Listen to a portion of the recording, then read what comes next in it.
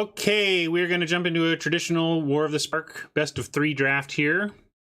Our free-to-play account has a few of these banked. We certainly hope to get some of our gems back today, but I want to thank my sponsor, Card Kingdom, before we jump in.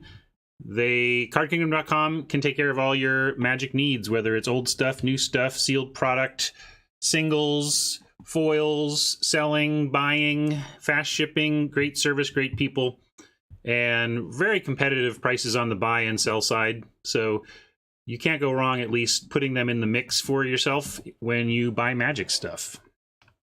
Starter draft cubes, yeah, Reckless Gambit. We were talking about. I was thinking about. I talked about a format you could make where people come up with a 360 card list of 25-cent Card Kingdom cards, and you just upload them and buy a cube from Card Kingdom that you've hand selected that way. But if you don't want to even do that work, they have $100 starter cubes. And it's really, if you've ever been thinking of getting into making cubes, which I highly recommend, especially if you're someone who keeps your cards and just has a lot of individual random cards around, you can, for $100, grab one of their starter cubes and just start evolving it with your own stuff. And it's a great way to get into that side of the hobby without the really brain-breaking work of starting from a blank page and coming up with 360 cards that make sense, you know. So these skeleton cubes are great for that. And what you can do is, as you upgrade them, try to swap out things of the same mana cost and card type. So if you have a very sweet 3-drop white creature you want to play, find a 3-drop white creature to take out of your cube. So, all right. Thank you, Card Kingdom. Let's go. Let's jump in, though.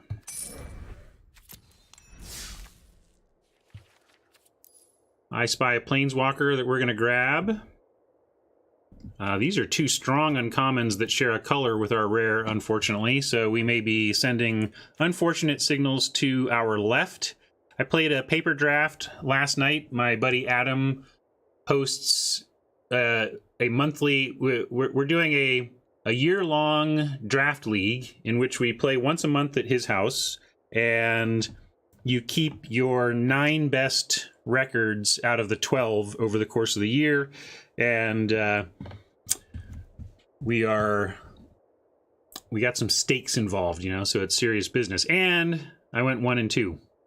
I liked my deck last night. This reminded me of it because it had Merfolk Skydiver. I got some muddled signals and ended up in kind of heavy green, medium blue, black, and a touch of white and red, like 1 red card and 2 white cards. There were no rares and there were 3 uncommons, so it was a very rare, very common heavy deck, but it had tons of removal and 2 epiphanies, and so I liked what it had going, but the wild wasn't meant to be contained. It didn't get there. Yeah, Spark Harvest was a card worth mentioning, but I mean, we're taking, you know me, I'm going to take the rare most of the time for this account, pack 1, pick 1 anyway, and when it's a good one, I'm really happy about that.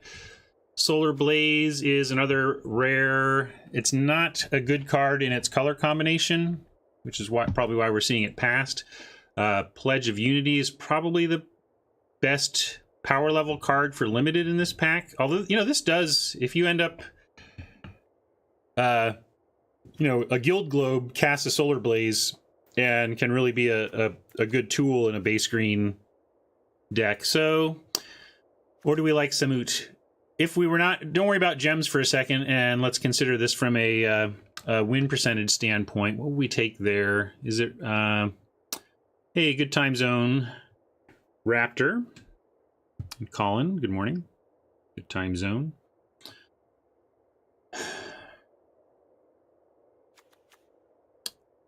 This is strong, but I just don't think you move into green-white right off the bat. Yeah, exactly. That's what I was saying. Blaze is splashable off the globe. I think this is powerful and legit splashable if we end up in green, so we'll take it. It's got the gem thing going too, but it's also a playable rare, so that's nice. And then, well, there, you know, now our Prison Realm. Maybe we are being told what to do here. I'm not much for white, but I know that the bots aren't either, so that when you do get powerful white early, you can really run with it. And interestingly, like this would, we could do a green white, more of a controlling base green white control build if it goes that way. So yeah, we'll take Prison Realm here. Law Rune is good if we're base white. Callous Dismissal. If you pile up enough of these, it's like you can't lose. We don't have any blue cards yet, and should probably just support our white cards or the Snare Spinner. Yeah, we should take the Enforcer, but I'm kind of sad about the Dismissal, and a little bit sad that we're heading in the white direction, but the cards are saying it, so we'll take a listen. This is good too. There's more aggro. We've kind of taken between Solar Blaze, Prison Realm, and Law Rune. This is very controlling white. We may want to just take the Griffin as a bigger, more controlling white card. But Pegasus is super strong when it turns sideways. Mana War is good, and Boya War is better than I thought. I knew it would be fine. Like, we've learned from Elvish Visionary and Rat Burglar that that these 1-point card advantage cards that leave a 1/1 behind are totally good. Yeah, we are live on the new update. Big Shark Chris wants the Pegasus. All right.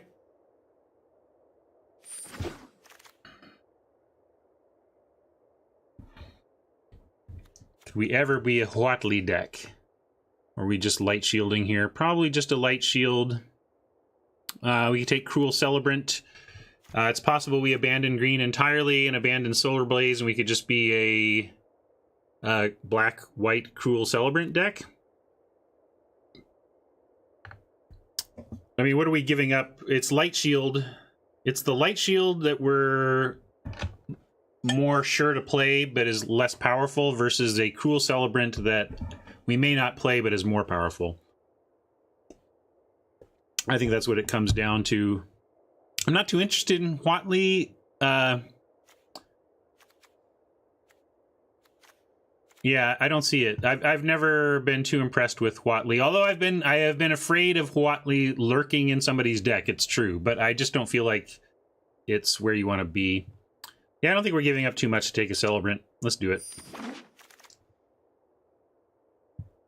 Pouncing Lynx is a fine 2, and we are starting to turn more aggro here, which is okay. Maybe we just don't play the Solar Blaze.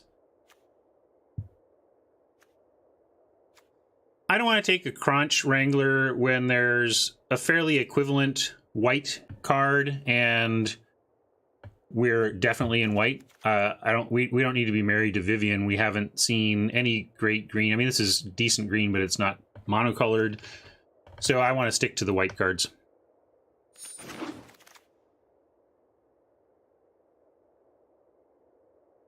Here, though, what do we like? I don't like this particular white card, but I don't like much else we're seeing.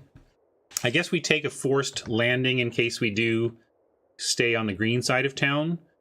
The other possibility is blue ends up open and we take the Contentious Plan and go with a more aggro blue-white. No, this is best of 3.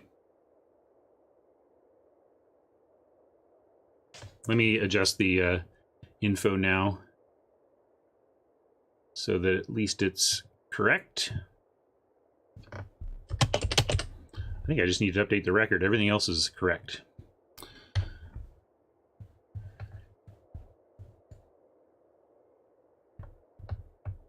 I sure do love memes, just hates to be in white. You may be right, but the bots are screaming at us to do it. It was hard not to take the Prison Realm and the Law Rune Enforcer in the sequence that they came, and the Solar Blaze as well, frankly. So, we'll see. You want the Forced Landing? Yeah, landing is, like, safe, but, like, if blue is open, we'll be certainly glad we took this plan. And pairing white with blue, like, I really like blue, so when you can pair blue with stuff, But yeah, it is. This is nice in best of 3. Weren't people claiming Celebrant was awful? I'm sure many people have claimed many things. I don't know. We only gave up a kind of replacement level card to take it, and I don't know who's saying these are awful. These types of effects, when they're sitting on board, always overperform in my experience if you're going aggro. Like, if you're turning sideways, especially, you know, the making those Reavers and getting a 1/1 token and a 1/2 and just go, I think it's fine. Yeah. Every time we've seen this type of death effect, it has been a nightmare to see across on the battlefield. I don't know who's saying it's bad, but I theoretically like it, but I've not really resolved one in the format. I have played it against it, though. Yeah, black doesn't seem super open. Anyway, let's get back to Forced Landing versus Contentious Plan. I am going to take the plan. I want to be flexible in that way. I guess Ceratok over Nurturer here, though. Ceratok, I love the 4/5 over the 5/4 in this format, and in most. I think most of the time in Limited, you want a 4/5 over a 5/4. You want to take the Centaur Nurturer. It's been just okay for me. It supports splashing and stuff. I'm going to take the Ceratok. I think Ceratok... I've been unimpressed with how the Nurture has been playing, frankly. But maybe I've got short-term bias there, and it's all right. Here we'll take a... Are we committed to green? I don't know if we're committed to green, but I guess if we are committed to white, and if we end up white-green, we do definitely want this kind of card. So yeah, we'll take that. Snare Spinner versus Light Shield, now that we're kind of zooming back in on green.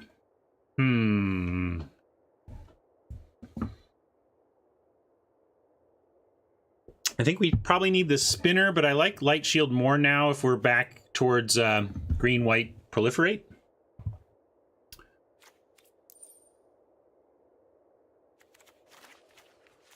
Which it seems we're becoming. And yeah, maybe I should have taken... because we have a Solar Blaze to splash, I should have taken the splash option. But you'll see. I bet we'll end up with plenty of ways to splash this Solar Blaze if we want to. And I think with this, looking at this curve, I got to go with the Spinner. And here's another one we'll take. Crocodile is decent in the old white-green Proliferate, which clearly looks where we're going. Hey, Blast Beat. I don't know. We have a plan coming together here, but I don't know if it's a good one. We can take Massacre Girl. We are in green, and if we get two, well, we're in green-white Proliferate, and the Horizon enchantment is going to be a higher than normal pick for us anyway, because we are trying to proliferate counters. So I think we take Massacre Girl, not only for the gem consideration, but because I do believe that we could get to the point of being able to splash her. And that's the other thing. And what are we losing out on? Like, what do we take if we don't take this? Like, Pollen Bright Druid, if we're trying to stay on... We'll probably wheel this. So I think it's definitely Massacre Girl with like a 20-ish, 25% chance of playing her.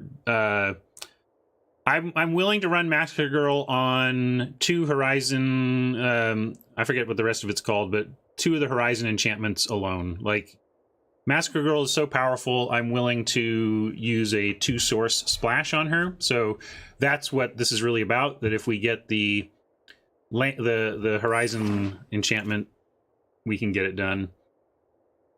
We'll take another Prison Realm. Here, New Horizons, what I'm talking about. We're going to try and wheel this, though. Gotta take Prison Realm.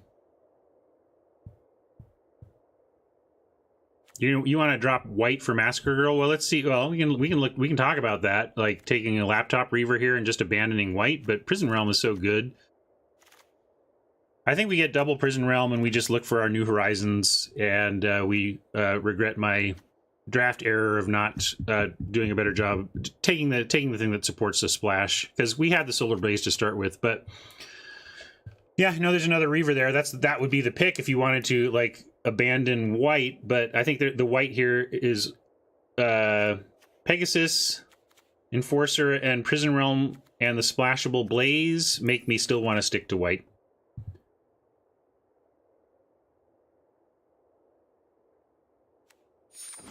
Yeah, I just think we're going to get hooked up with all the white we need, like Grateful Apparitions. We'll wheel this Light Shield. Here's a Nurture, but we want Apparition.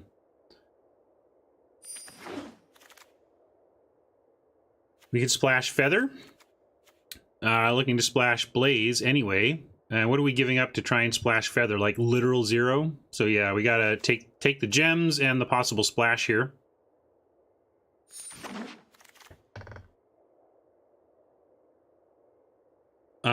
War Screecher or Nahiri. That's an interesting. Oh no, New Horizons. We'll snap up the New Horizons. This is where I want to pick up this card.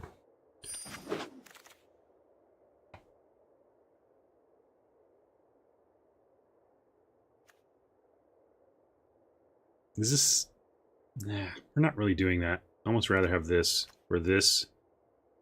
We're white though. We don't need. I like Silverwing when you're like green black and don't really have much access to good flyers. Yeah, I guess the opportunity cost is pretty low to take Strike given Feather in the pile, Nick. It is just it doesn't. The floor on this in any given deck is pretty low, is pretty reasonably high in terms, you know, it's low impact to throw this in, and when you do get it going with Feather, it's just absurd. So yeah, we'll take Strike. There's a Light Shield we can grab over, just making sure, since we can splash now, I got to remember not to tune out other colors because we're looking to at least play red anyway, but this is a good spot for Light Shield. We can get another Light Shield or get a 5-drop flyer. We're pretty thick at 3, which makes me want to take the Griffin.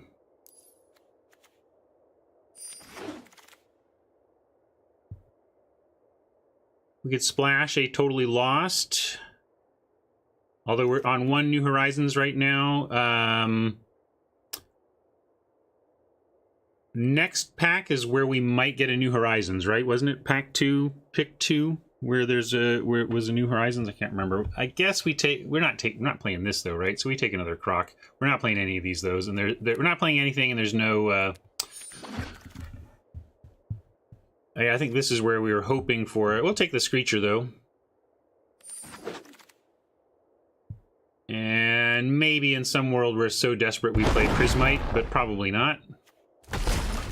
Also gonna throw this here. Second War Screecher.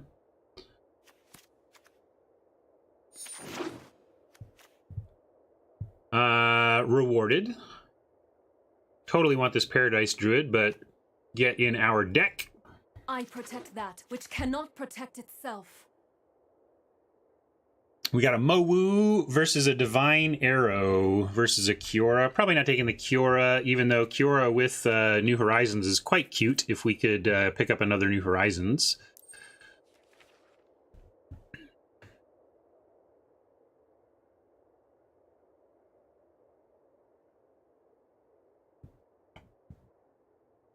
Everybody wants Doggy. Yeah, we even have a pretty big gap in 4s, so having a 4 seems nice as well.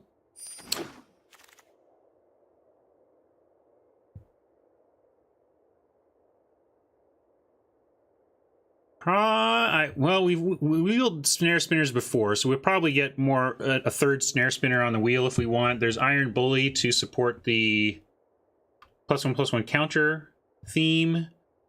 Are we going wide enough for something like Storm the Citadel? This is a pretty weak pack. We could take Spark Harvest on the hope of more New Horizons.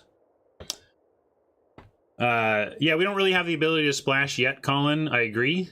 If we pick up 1 more New Horizons, I'm willing to splash the Massacre Girl, but probably not the Spark Harvest. I don't want to get multiple things stranded in my hand, but I'm willing. The power level on Massacre Girl is so high, we're willing to take that risk, but on Spark Harvest it isn't. However, if we do luck out and get like 2 more New Horizons here, I would splash both. Yeah, so this pack doesn't have enough going for it to not take a risk on Harvest. We'll probably wheel the spinner. Bully is fine, but not exciting. We'll probably, you know, so I'm going to take the Harvest on the spec. I understand the Bully pick. I think that's the other option, is go Bully. We're going to, here's some, I saw the Tempting Gateway Plaza, but we're going to stick to powerful stuff in our colors. Yeah, I want the Plaza, but I get maybe the Plaza is important enough to take for Feather and Solar Blaze. But I'm kind of looking. Yeah, I want the. Whatever. I'm going to be disciplined and take the amazing 1-drop. We can take another Defiant Strike on the potential splash, but I kind of like a another Lynx here. Like we can cut this. I mean, don't mind if we we can think of it this way. We're here, and if we get lucky, we can include some of this other stuff, but I'm kind of okay with being here. You're on Bully for more creatures as opposed to Lynx for more creatures. I was kind of thinking the 2-drop. But this does create a counter, and we probably need more of that if we're going to make good use of, like, Apparition. Oh, Kasmina's there too. She is splashable, you're right, but I don't know.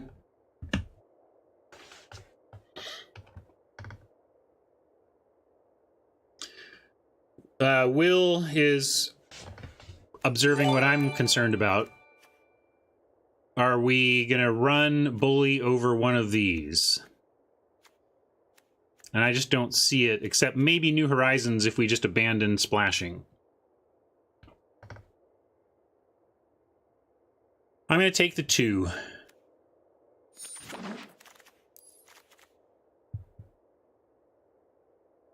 All right, let's take a Nurturer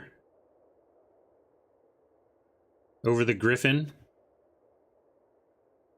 Or is it too late to try and squeeze in this splash? Because we could just take the Griffin and accept 2 colorness. And cut... We're not playing these. Maybe we might play 1.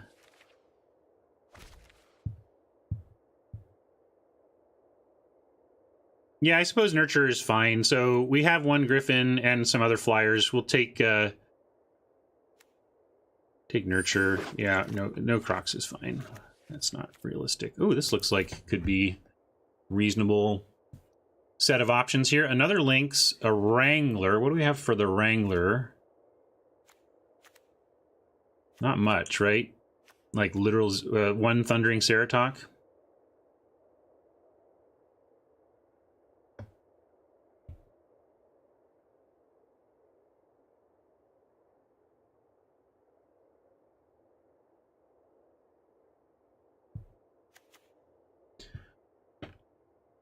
It's not bad, but I don't think we're running it really.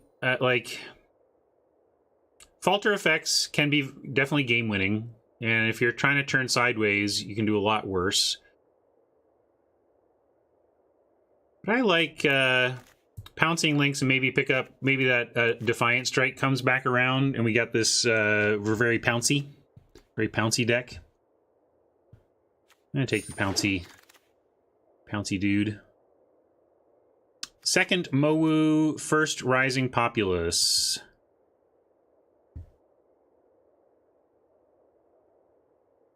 It is kind of a Cosmotronic Wave, except Cosmotronic Wave had doubled his removal sometimes. So, yeah, we are still full at 3, but if we think this is going to get ultimately bigger and better than this, then we say we're happy to play this on 4 instead. Like, if Rising Populace costs 4, well, it doesn't though, right? But it's like if it's playing it on 4 is not the worst fate ever, is what I'm saying. So.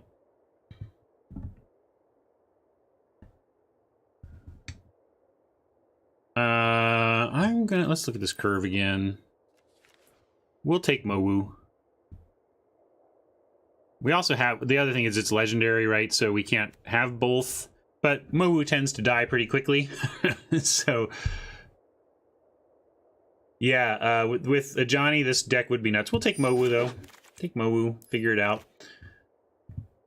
Another Ceratok, a Stinger at our crowded 3, Light Shield at our crowded 3.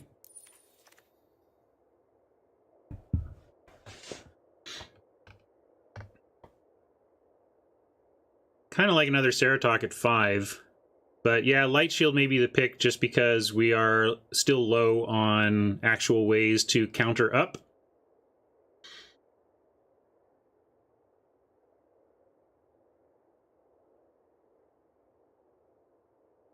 Vaporkin wants a Stinger. I've not been impressed with the Stinger because green tends to deal with big green with its own big green as opposed to needing Death Touch. I much prefer small black Death Touchers. I hear you. I hear you. And especially like Vaporkin, if we had the punch card, you know, band together or whatever that, yeah, band together, right? Band together would be great with some Death Touch. But I just feel like we're gonna make big things on our own. At least that's my theory. But I think I like the Light Shield theory because we don't have our proliferate is pretty weak here. And it's kind of like, do we want to improve our proliferate to be a little less weak or just take a solid dude, you know?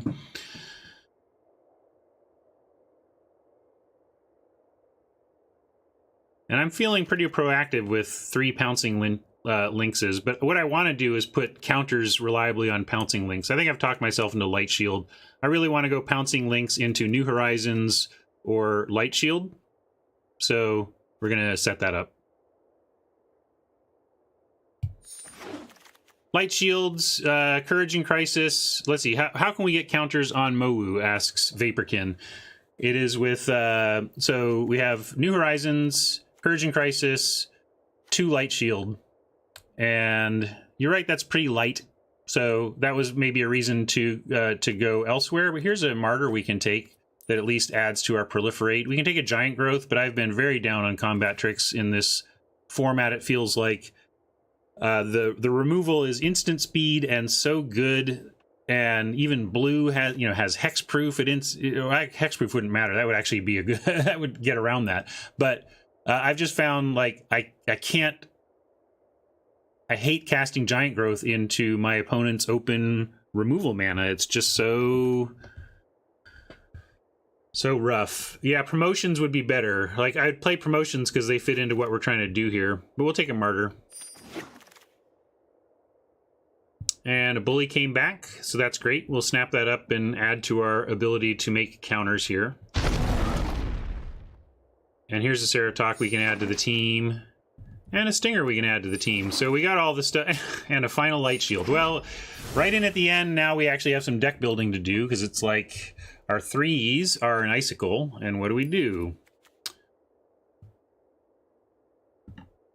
Yeah, promotions would be a trick I could get behind. Oh man, if we could get like 2 promotions in this deck, I think we'd have something.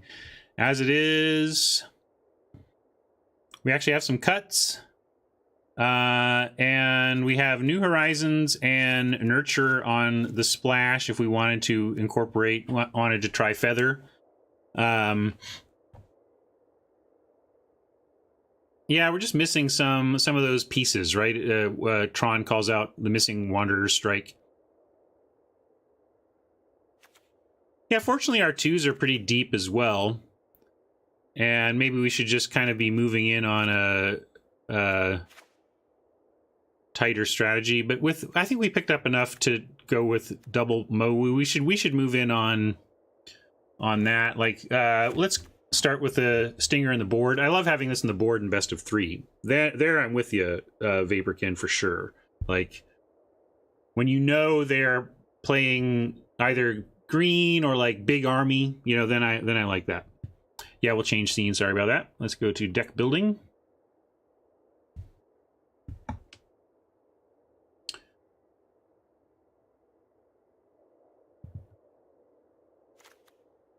Should, because it's instant or sorcery, right?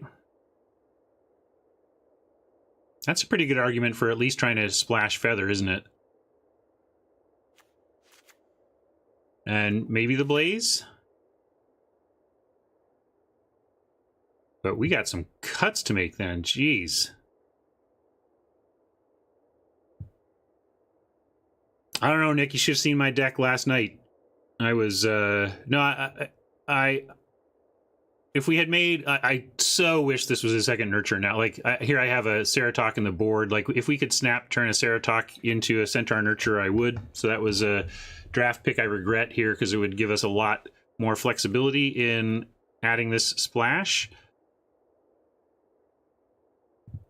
Yeah, we could try that approach, but I think that's just a lot of runaround. I think we just need to figure it out. And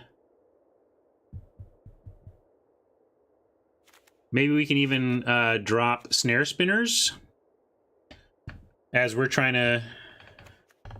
Yeah, I like cutting the Blaze, but working the Feather. We might try the Feather. Like, Feather plus Strike and Courage is pretty sweet. But it's also, like... We could actually just cut the Nurture in that spot. Just go, like, this and this. And narrow it down into a much tighter aggro counter deck. And, like, I like Defiant Strike in the presence of all these pouncing links, because when you can add a point of first strike, it can really frequently get them.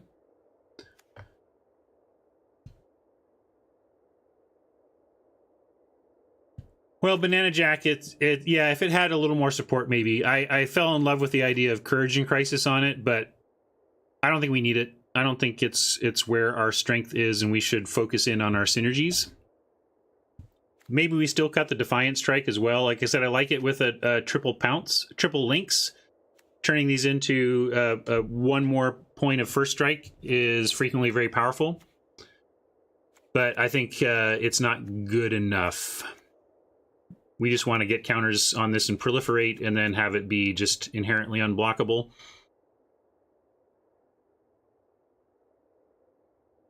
War Screecher cut. I kind of like actually cutting this, like, the Snare Spinner over a War Screecher, because this is more aggro and also blocks for Planeswalkers in a similar way.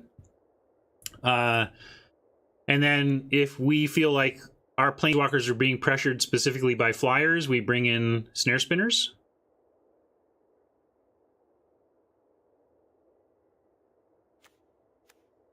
And yeah, Horizons is a little more disappointing in this deck without the splashing, but I still think we want to try and run it here. Because we're that interested in the counters with where we've ended up. Yeah, we could go 16 and think of New Horizons as a mana source, as our 17th land of sorts. It's a little risky. But our high end, you know, we stop at 5 in the current build, so I'd be willing to do that. No, we're keeping in the Pegasus. It's too good. When you, like, make a 7/7 Mowu fly, you're just winning. Screecher is so-so, but it does take counter from Light Shield, Iron Bully, and New Horizons in the pinch where we don't get one of our other sweet 2s. So I really want to do that. Yeah, I'm not cutting the links. Not going to do it.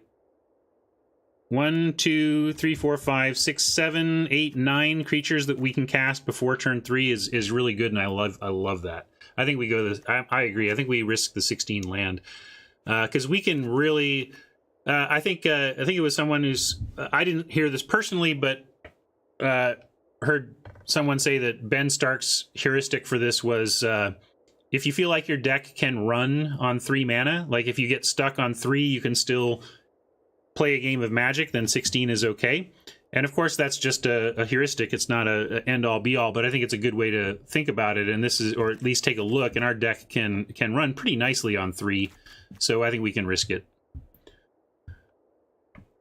Yeah, I think you're right that if we were to cut a 2, I would cut Martyr before Lynx. But I am trying to lean into whatever synergies we do have here. So need more white. Do we? You want to go? It's really rough to go 9/7 though. When you have a Nissa? You're right. I mean, we are seriously heavy on the early white. So it's possible we want 9 planes, but that just makes me want to find a different cut then. Like, you know, suck it up and cut the New Horizons or the Iron Bully. There's no double white, but boy, it's bad news if we don't get single. But maybe that's just that, and then we mulligan when that happens. But I think we really want to be able to make sure we cast our Nissa and our New Horizons. But yeah, you're very right. It's 1, 2, 3, 4, 5, 6, 7 white cards. I mean, if we look here at the breakdown of mana symbols.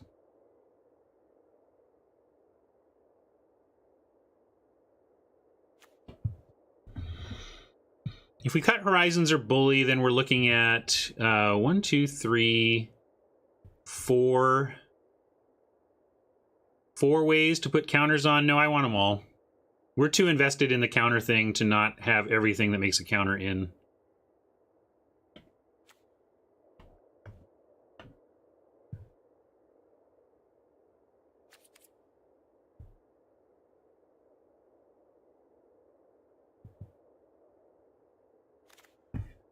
We'll call this Cats and Dogs.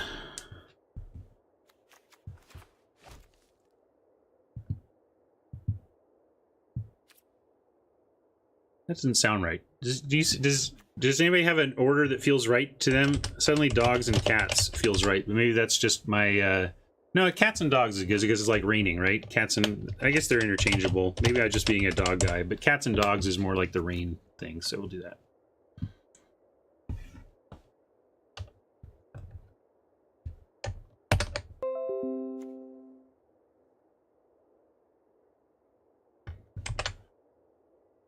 This is a tricky one to build. I'm not sure this is right, but I'm also done talking about it. We're going to give it a try.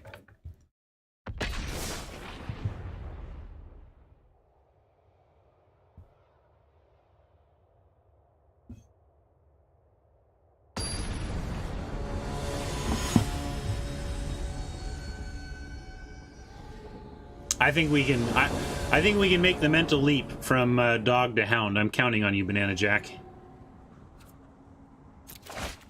Even if wizards can't. And there you go.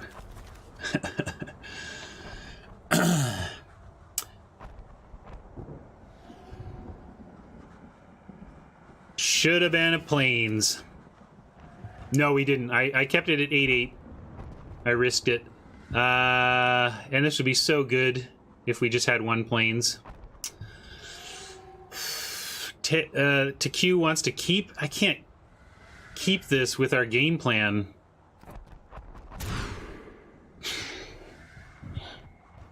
Look, Magic Gods, you don't have to be mean about it. We gotta keep this, though. Gotta keep this and look for planes. Hey! Magic Gods are just toying with us. Unfortunately, we don't get a turn 1 Law Rune. But... oh. I have to...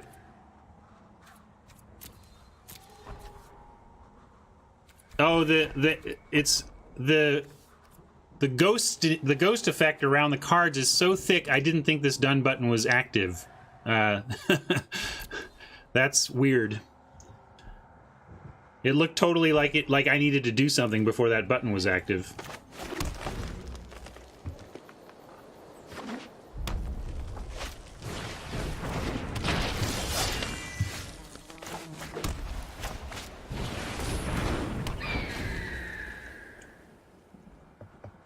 Thank you for the camera reminder. Let's get down to battlefield view here. We'll start here. If things pile up to the left, I'll move.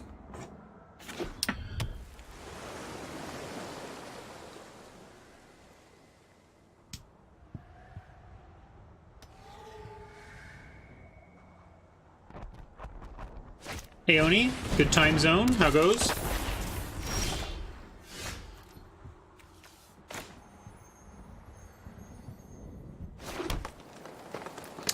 Yeah, I like bully, get busy.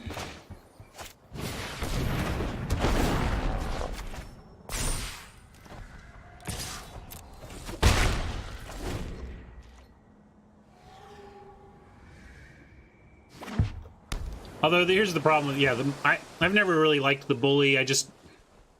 We need it here for counter stuff, but now what is it? It's just like, it's fodder for sacrifice we don't have. Well, I mean, if they're going to attack, then I guess it's a combatant, potentially.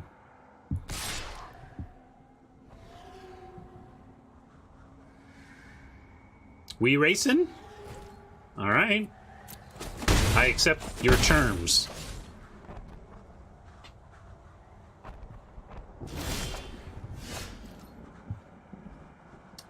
Here's us trying to operate on 3 mana, as we said was one of the heuristics for considering 16 land.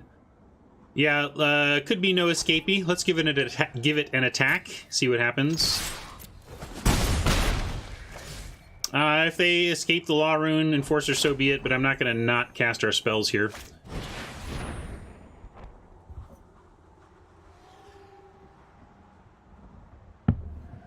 And if they have no escape, they absolutely should use it. Law Rune Enforcer is great.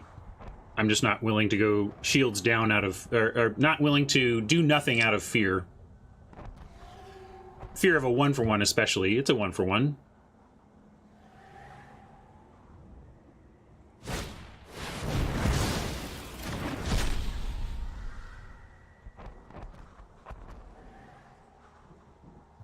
Hopefully we make them regret that choice with our follow-up plays that they can't answer.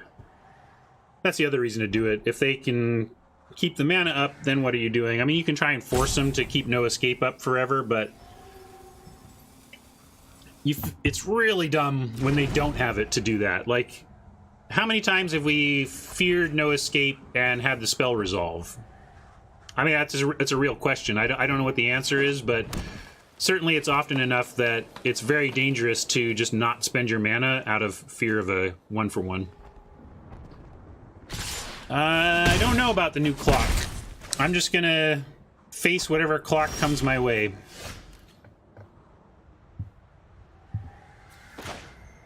And it looks like they're holding up more. I'm much more hesitant to cast into 4 than 3, specifically because of the Army Quench. So I'm going to attack all in, then we can discuss. But since they're not adding to the board, again, yeah, I was willing to go 1-for-1 on our 1-drop. I'm not willing to get 2-for-1 with Mowu or Prison Realm. And Mowu we can't really get... that's just a bad excuse. I was going to say we can't really... We can't put a 1-1 counter on it, but that's ridiculous. I mean, if this were blank, we would still want to curve out. So that's not really a reason not to cast. But here we really want to avoid Crushed Descent in a way that we did not care as much about avoiding No Escape. Yeah, and the fact that we're ahead is why we have the luxury as people are observing. If Oppo's going to leave mana up and race us here, we're going to let him pass. We're going to make him do something at instant speed at the end of their turn. And hopefully by... The other thing is if someone's holding up Crushed Descent, like, especially, it probably worked out well, like, aha, they got us with No Escape, they thought. So now we'll leave up Crushed Descent and we'll get them with that. And then we didn't give them that. Now they've got to take a turn off to Epiphany. And that's amazing for us. If we draw a land, we will play Enforcer Griffin. If we don't, we'll probably play Mowu, unless something amazing, maybe we get a Planeswalker off the top or something that we can cast, Vivian. But that sequence was good for us. They wasted 1 turn trying to get our card, and we didn't give it to them. Of course, that wasted our turn, mind you. Hey, Vivian, right on cue.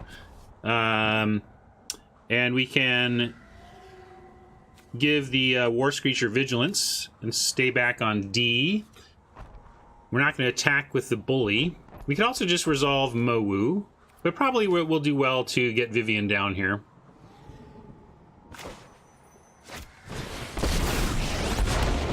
Wild animals are people, not so much.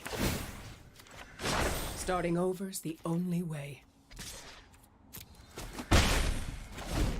The War Screecher can reach, so it can get those, can only be blocked by extra high flying flyers or something like that. War Screecher can stop space invasions.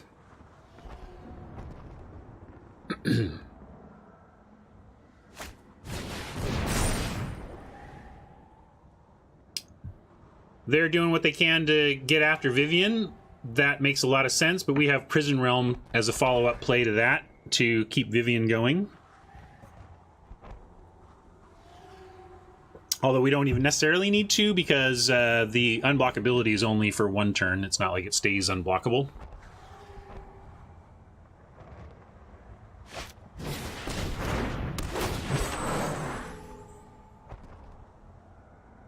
Probably another counter for the Visionary as they really try to take care of Vivian here, but it's not going to go great for them. We're going to have Vivian go to 1 and Prison Realm and start ticking her back up. Huh.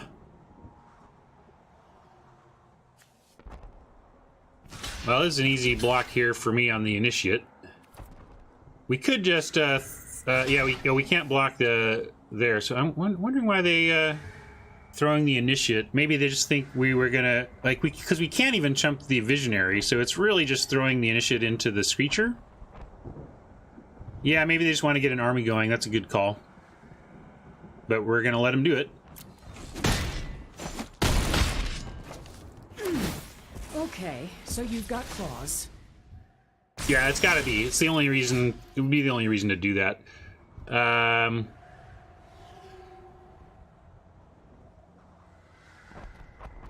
Yeah, I just got a Prison Realm.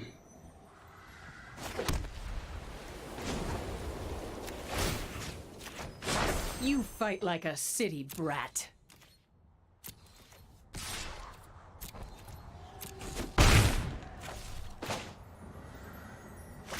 Help me pretend, Arena. Help me pretend that I've got lots of options.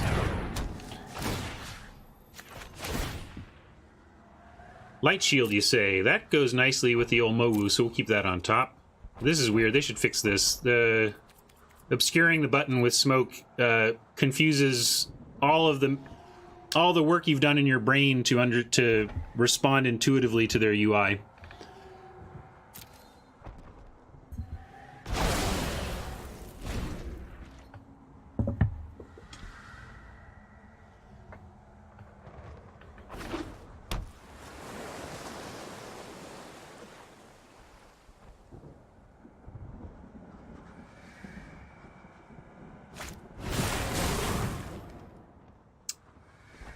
So it looks like it was some sort of proliferate angle at least. They figured, well, if they block, we get a 2/2 next turn.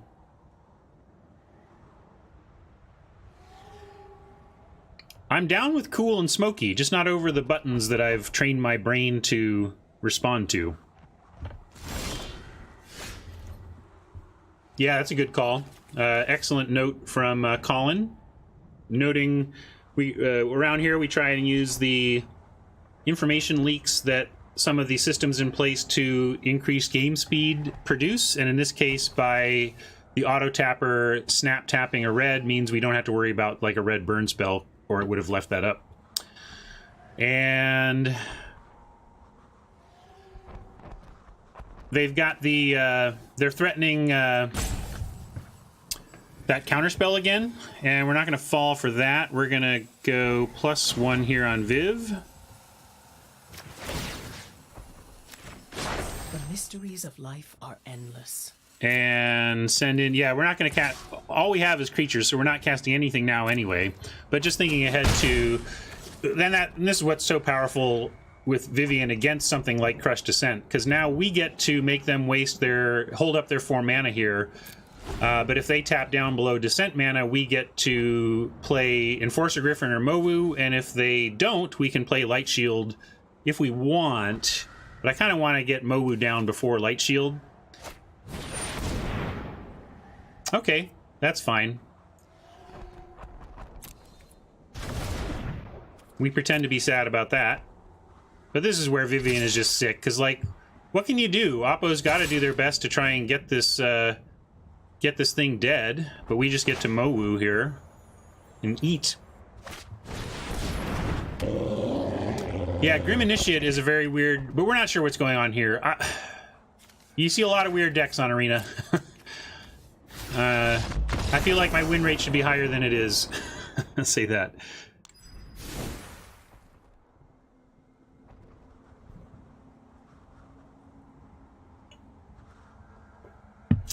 So that worked out. We saw a lot of blue, but basically it was like Teamer Proliferate. Would that be a fair assessment of the deck we just saw?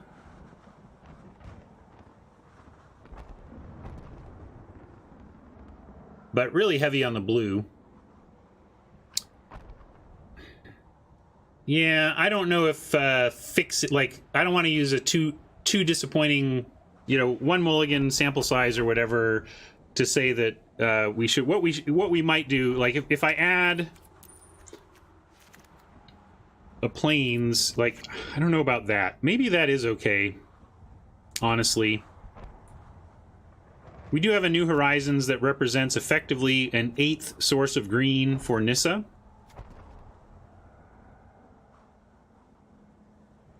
So let's try it this way. I think this probably is correct. I think that factor, the fact that New Horizons really does represent another source for double green, and the heavy need for white early makes this correct, especially because we may want to go turn 1 Law Rune Enforcer, even like turn 2, turn 3 Law Rune Enforcer and some other white card. You know, there's a higher need to do 2 white things in 1 turn. So let's try this. I'm so focused on the land, I didn't really look at spells, but we're pretty proactive. I think we're kind of just doing what we're doing. Unless we're getting heavily attacked by flyers, I'm not sure we have significant changes in the board, unless we want to go for the splash for some reason.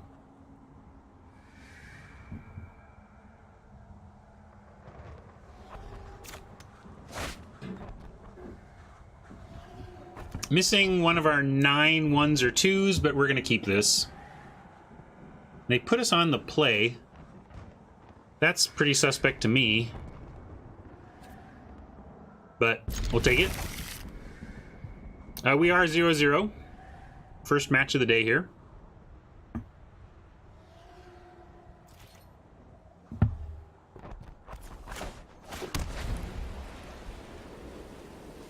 We want links off the top. We got 3 linkses. We'll take any 2. That is neither a 2 nor a lynx. Although double light shield on Mowu is good. We're going to wait on light shields. Hopefully we draw something to cast on turn 3. No such luck.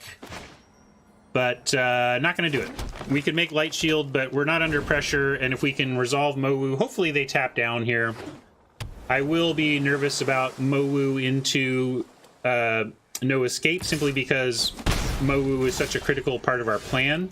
Yeah, so now I almost want to give him a light shield. I think if Mowu survives, being a 5/5 or whatever is going to be almost as good, and then we start proliferating. What do you think? Do we give no escape a light shield here? I think we do.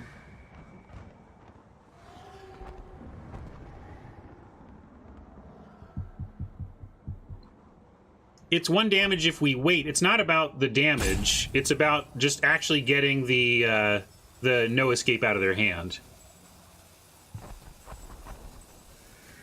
So that's what this is about. It's not about a fear of damage. It's about baiting the counter. So yeah, I want to bait that counter. We can't really play around it too much. Let's let him have it and make sure we resolve our important stuff.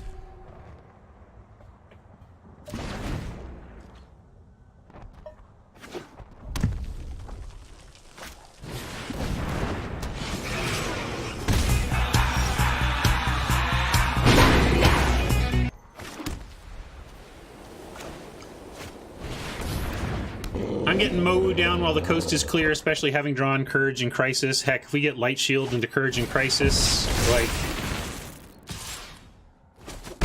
Show me a land. Okay, do we just do it? Are we all in here? The thing is, they have like bounce, so I'm a little nervous about going all in. We might want to do one and then save the other for bringing Mowu back. You know what I mean?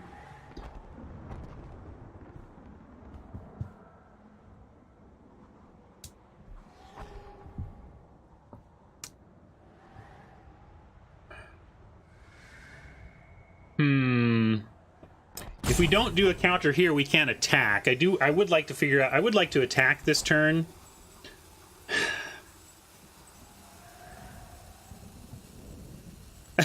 Everybody wants to go all in. We're just gonna get... I want to win. We're just gonna get totally losted and be super bummed. I'm gonna Ceratalk. Let's see. Yeah, I'm gonna Griffin. Let's Griffin. I'm gonna be a grown-up. This is the grown-up play, folks. You love the rat burglar animation. Some say I never heard of ya, a rat burglar. I should start playing that when somebody casts Toll of the Invasion, since Toll of the Invasion is basically rat burglar plus.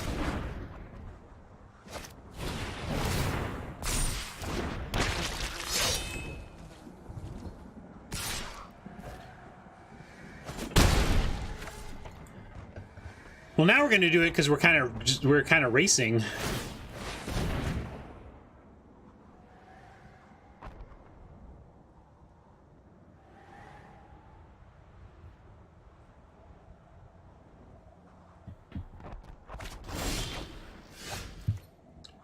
I know you're all sad about how we're kind of forced to go all in here. There was some suggestion of Light Shield on itself and then Courage on Mowu.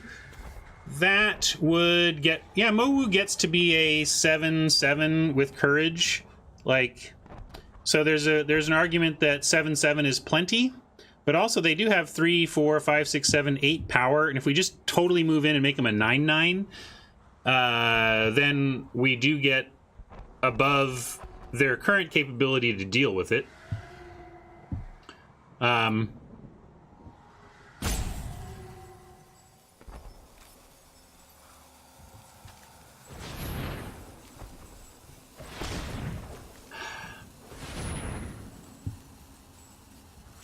Let's start here. Let's cast this. Seems obvious, but I do like holding down the ground. It's not, though. Yeah, like a 9/9 versus a 7/7 is a real difference here. But I think I do like spreading it around.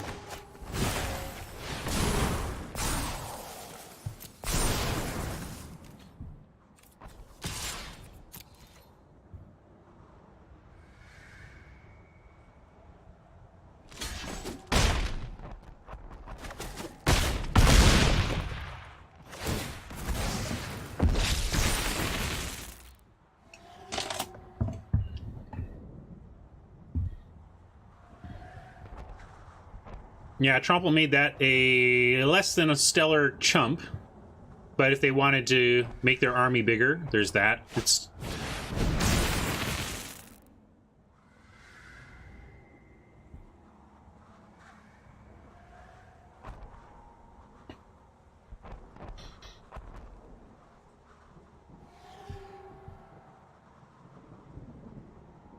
If they come at us with a Drake, we're gonna have to offer Mowu, I think.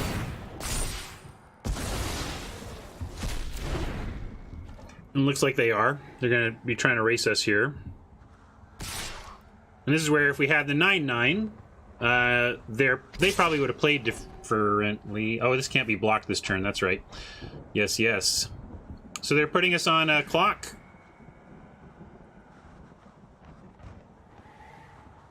Hey, Wani, how goes? I think they got us. Unfortunately, we have nothing for the flyer. Yeah, it feels pretty bad to lose to a Return to the Nature for such little value, but there you go. Yeah, they added a counter to the Drake, which changed the clock. If the Drake were a 3 power, we'd be at 4, and we'd have a potential block, one more turn to stay alive. But I'm not gonna waste time. We have nothing we can do that's gonna stop them from flying at us.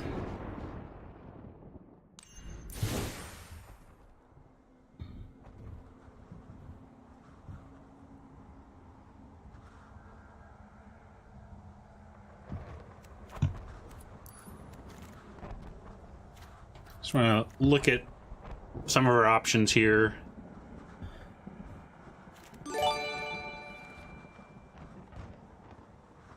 I mean, unless we're gonna see, this is what I mean. We just don't have much unless we're gonna splash, unless we want to try the splash. But I don't think we do, and I don't think we want to bring the snare spinners just because we saw a Drake. I think we want to continue to press our advantage. Yeah, the bully is there for the counter. If they want to use their card that shouldn't even be in their deck to take out the bully after it's done its thing, we'll keep in mind that we really don't want to put counters. We don't want to put bully's counter on itself. But I think we're trying to be aggro, and I don't think we want to put the spiders in. Yeah, Raptor's right. Also, the spiders only stop the spinner for so long.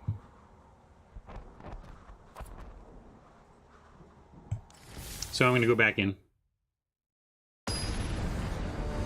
All right, let's see a good opener, and let's curve out into some of their blanks stuck in hand.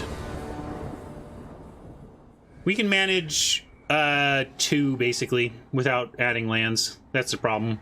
If we had, we got 1 New Horizons, and I had said if we found even just 2 New Horizons, I'd be willing to throw in the Massacre Girl, but we didn't find the second one. We don't need some 2-drops, Tron. We have 9 1 and 2 drops. We have the quantity that you want in a deck like this. We just weren't drawing them. We'll draw them right now.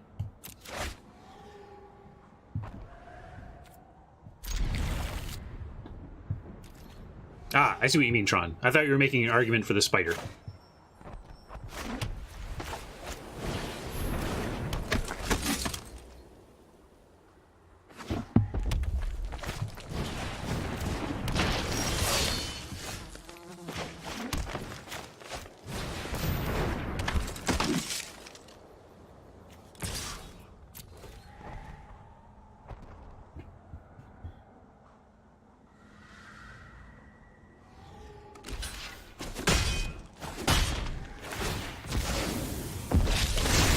Oppo is definitely into getting the army going.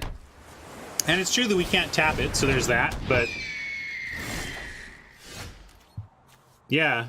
On their, what seems to be like a red splash, they're very good at the turn 1 initiate plan.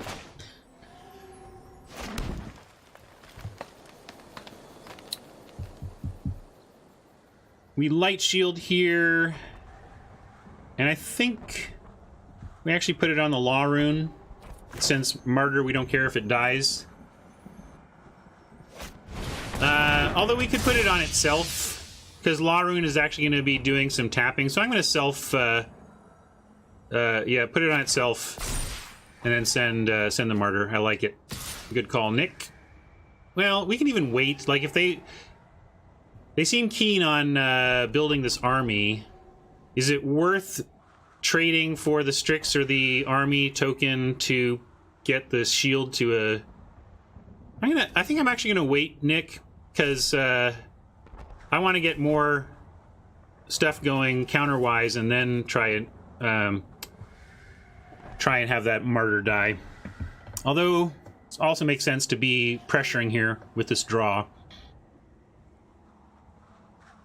I'm gonna say no attacks. I'm not sure that's correct, but that's my plan. That I don't want to trade for that yet. And we have seen no escape basically every time they've held 3.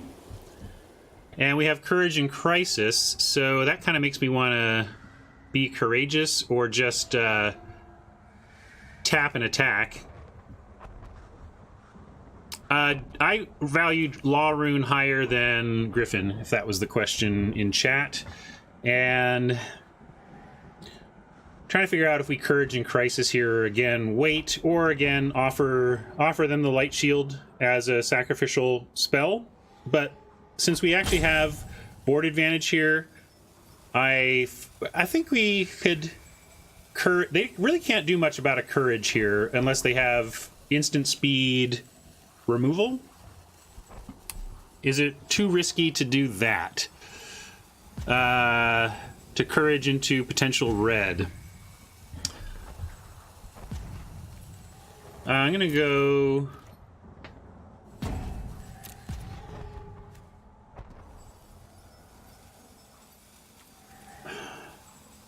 I'm gonna say no attacks here, and actually, I'm gonna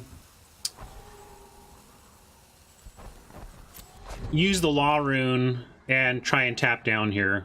They haven't really shown us red burn, but I didn't want to give him a no escape target in this case because we have shield into Crisis, and I didn't want to risk Crisis into red removal. They haven't really shown it. So it felt maybe that was not reading my opponent as well as I could have, because they haven't really shown red removal, but it would have been pretty blowouty for us to target anything with Courage and Crisis other than the Light Shield and have it killed. And since I feel like we haven't, I feel like we can get this game if we are a little more careful about things. Although then they play an Epiphany, which is really a tough card to beat if your opponent fires off a couple of those. I mean, look at that. Ugh. Filled up their hand. And if they want to attack with the Strix, that's... Well, actually, the Strix... We can't tap the army, so we may as well tap the Strix. Never mind. I was thinking, like, great if they want to, but we don't have anything else to actually tap. So here we go. We can get Vivian... down with Law Rune protection. Let's do that. Every fight makes me stronger. We can even go minus on her. Let's go plus, and we even get to keep Martyr on D. Or actually, we'll keep the Light Shield on D. Tear it down. Tear it all down.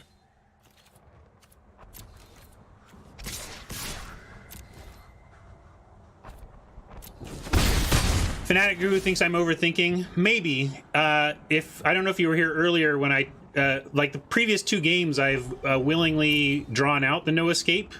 This was just a spot where I thought the specific combination of cards we have, I did not want to give over to that. So in general, I'm happy to offer that 1-for-1. I just feel like in this case, we have so much going on for it that I don't want to do that. All right. Thanks, Viv. They got you.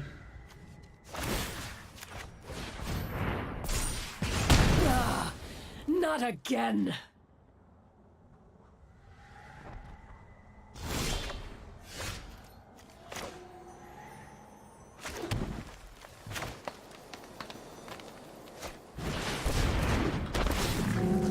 For what the trample matters, we'll get it and attack with everything, since we can't tap here anyway.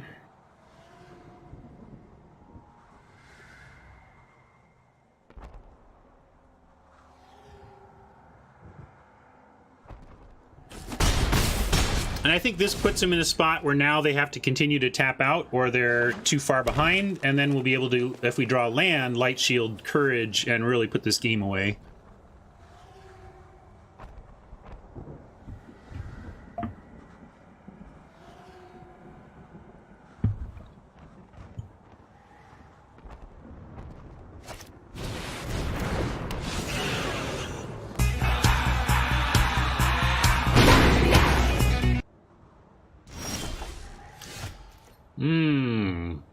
Well, we have a main phase tap and just Courage. That might even be better than Teo plus courage. Let's take a look here.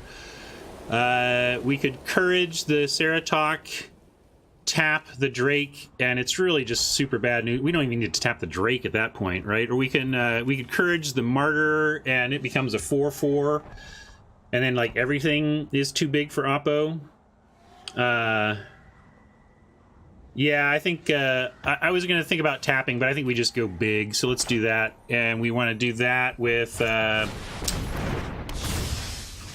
I think starting with a counter on Ceratok, and then Courage and Crisis on the Martyr, and then it's like everything is just big.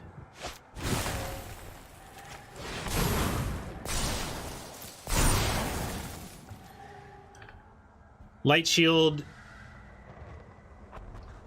doesn't have a great attack through the Thunder Drake, but they can't kill it if they put everything on it, so we'll go ahead and send it all.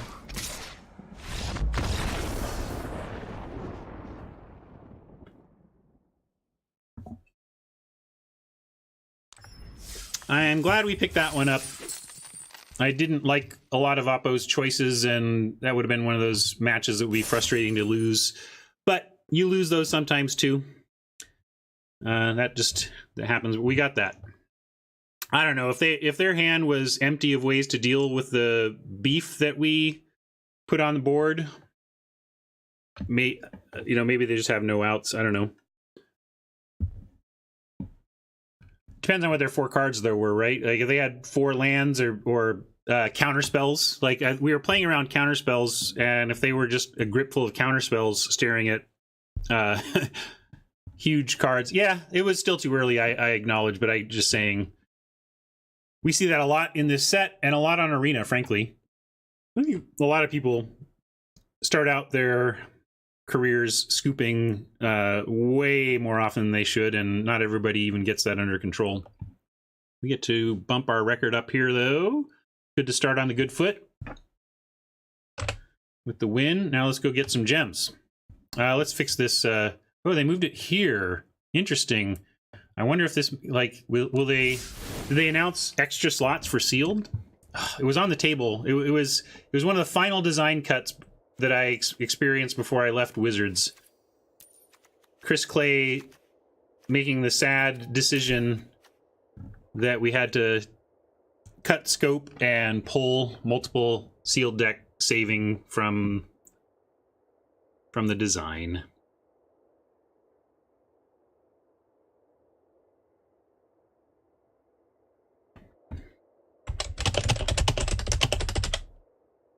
You mean Get past the people, get past the hitman.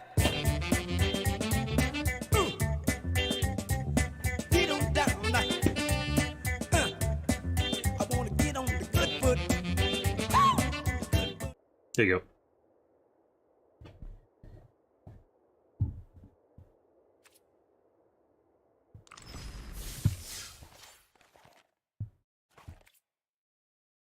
We'll see if that's enough to get me muted.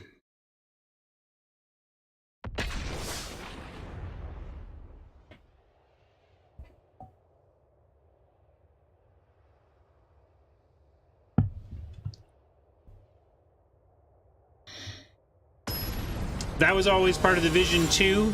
There was some Drew Lordy says it would be fun to play sealed and draft decks against friends. It was always part of the vision to eventually have kind of like draft with your friends. Get 7 of your buddies and do a all human buddy draft. If you're talking about, let me play this specific deck I have against you later, that is never part of the vision, because Wizards very much wants you to move on from that draft deck you just finished with and draft a new one. So don't expect that anytime soon. I don't know anymore. Big Scary Dave, who asks, Ryan, do you think we'll get human drafts eventually? It was, all I can say at this point is that it was always part of the plan while I was there, and I have no idea where it is on the priority list at this point.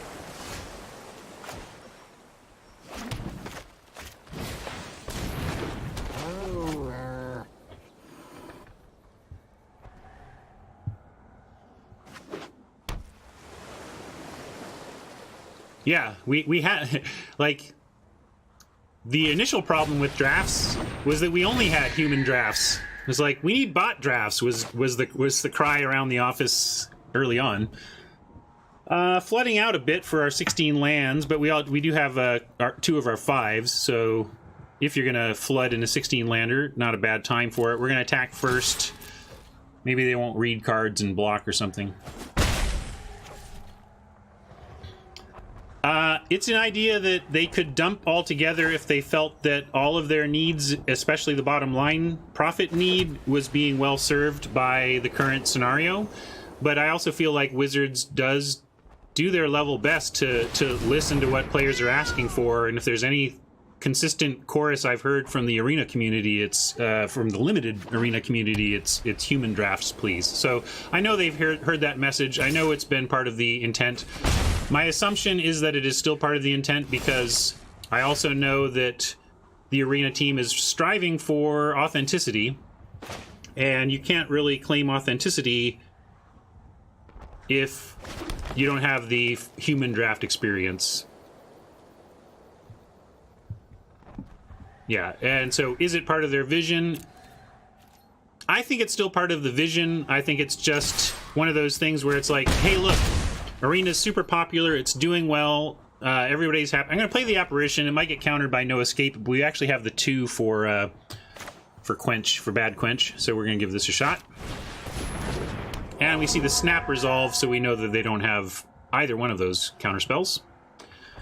I don't think it's an idea they would dump all together, again, because I think there are too many people in that building who understand the value of authenticity and value it themselves.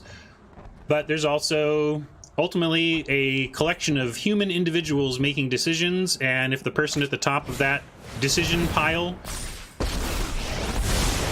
Right on schedule. That's more like it.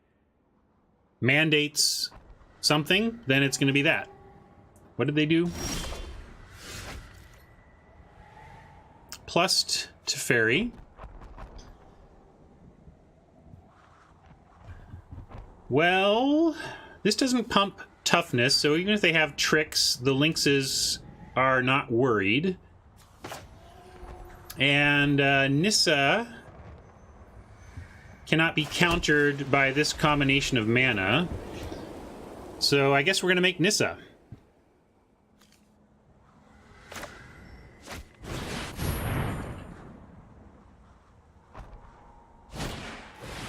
Oh. I was wrong, and Blast Beat was correct, and we got totally nailed. I don't see that much in Limited, so it was just not on my radar, but of course it was a possibility.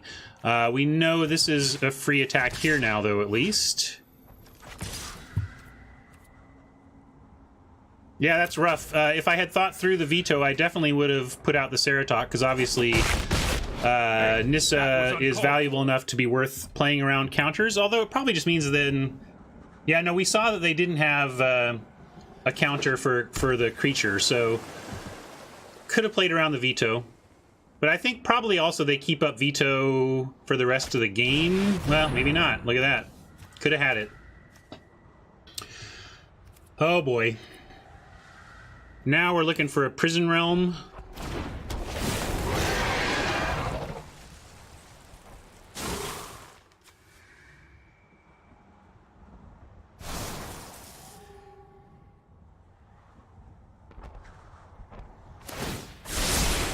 No, I am not making this up as I go.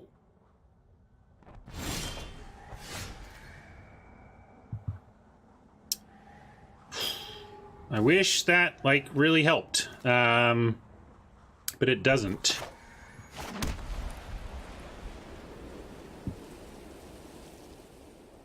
Almost anything we do is likely to get to Ferried, but actually, if we can get him to -3 to Ferry, that would be great.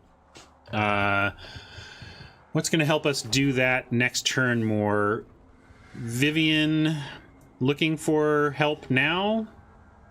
We -2... They cast a non-creature, and then Strix gets to come at Vivian. We certainly got to do something, or Teferi's going to start taking over here. Yeah, let's Viv and look. I've lost so much already. I won't lose more. Strike now! Strike hard! Yeah, we'll go light shield. And then we can actually apparition. This puts him in a tougher spot.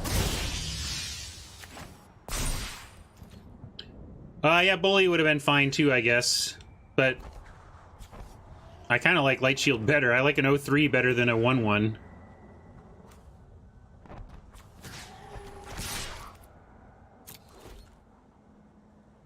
No, we want to get it out now and attack the fairy. I'm getting too old for this.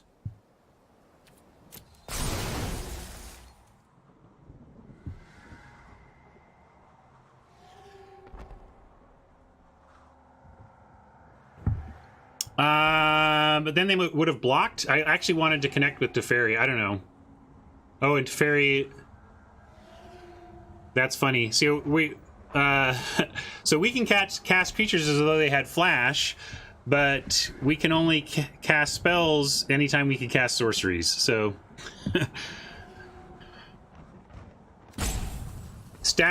forgettable static planeswalker ability trumped by another forgettable static planeswalker ability. And by forgettable, I don't mean that it's not impressive or good, just Don't that worry, I got this. my human brain forgets it all the time.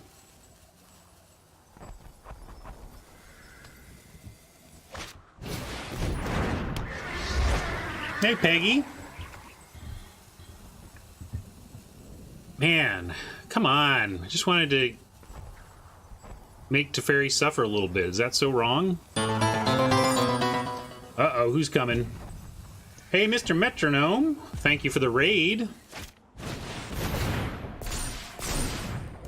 Welcome to Mr. Metronome viewers. My name is Ryan Spain. If you don't know who I am, I spent 7 years in Wizards of the Coast after co-founding Most wounds can heal.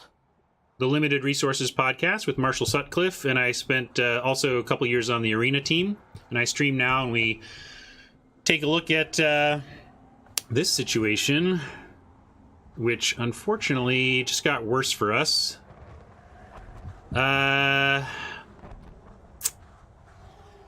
We can light shield the apparition up to a 4/4 and force a trade with the Pegasus.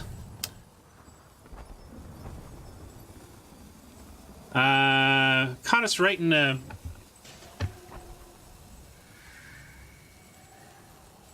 Caught us right in an interesting spot here. You want to try and go for a trade? Yeah, let's pressure.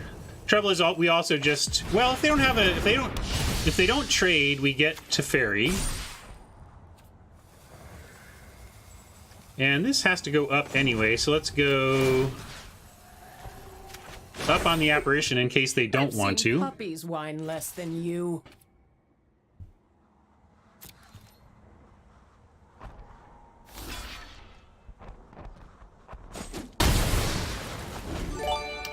Nissa may survive here, we'll see. If they play a non-creature, Skystrix will no doubt take her out, but not guaranteed.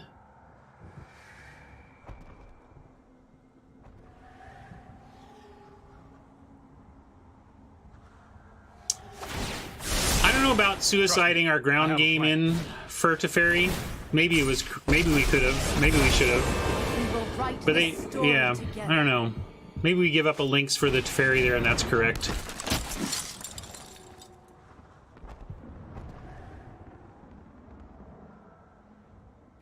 Yeah, that's a good call. I was thinking of I was thinking more in terms of the vigilance side of Vivian's Plus, but with Reach, we could have put it on a Lynx to threaten to trade with a Strix. And at 19... I'm just gonna take this attack here. These light shields are pretty easy to throw in front of a dam breaker, but we can do that anytime. We are only as strong as our allies. Alright, that's decent.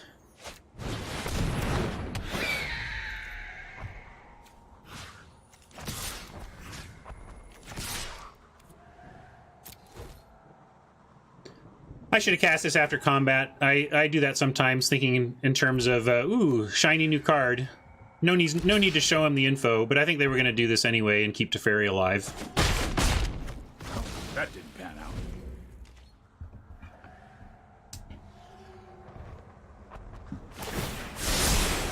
I've got time. If this is a blank, we're in a pretty good spot. Can chump the Dam Breaker for a bit and get the Griffin working. And then when we get the Ceratok down, we threaten to trade with the Dam Breaker. It's a 2-for-1, but... Oh, actually, it's not even a 2-for-1. Thundering Ceratok plus Pouncing Lynx threatens to 1-for-1 for a Dam Breaker. Oh, no, sorry. I forget. With Huatli out, it does a 2-for-1 because it's a 6-6. Strength returns. So many passive Planeswalker abilities to remember. I am going to start chumping here, though.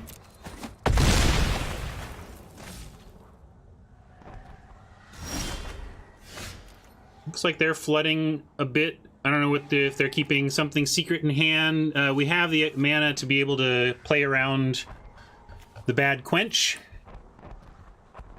And Ceratok first gives Griffin Trample so that we can at least... At this point, we should be able to guarantee... We send Lynxes at Teferi and Griffin at Huatli, and they all fall. Unless they've got something up here, and we'll find that out, I guess. Because I'm going to go for board control of these Planeswalkers.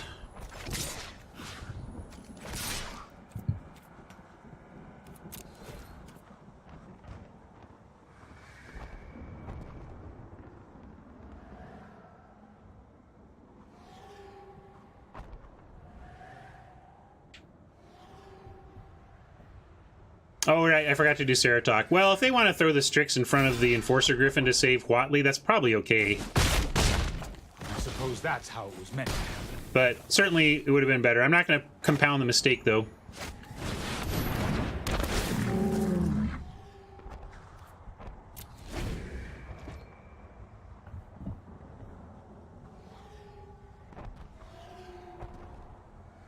Hey, Nantuko, how you been?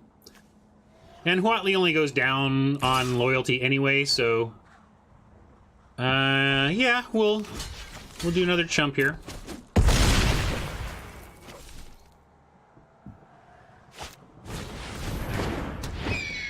Hanging in and hanging on. Ooh, Law Rune is great here.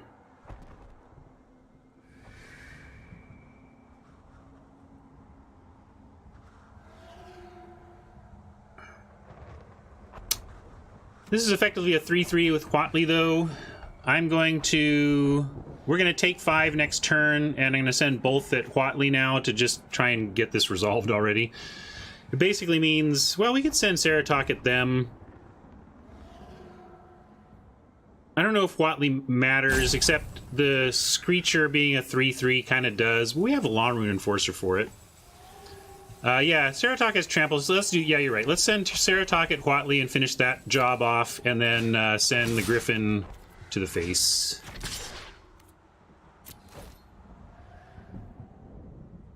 Good call. And then Law Rune is great here. And we'll sandbag a land. Our curve tops at 5. We're actually running a 16 land deck with 3 5s and 2 4s. Everything else is 3 or less.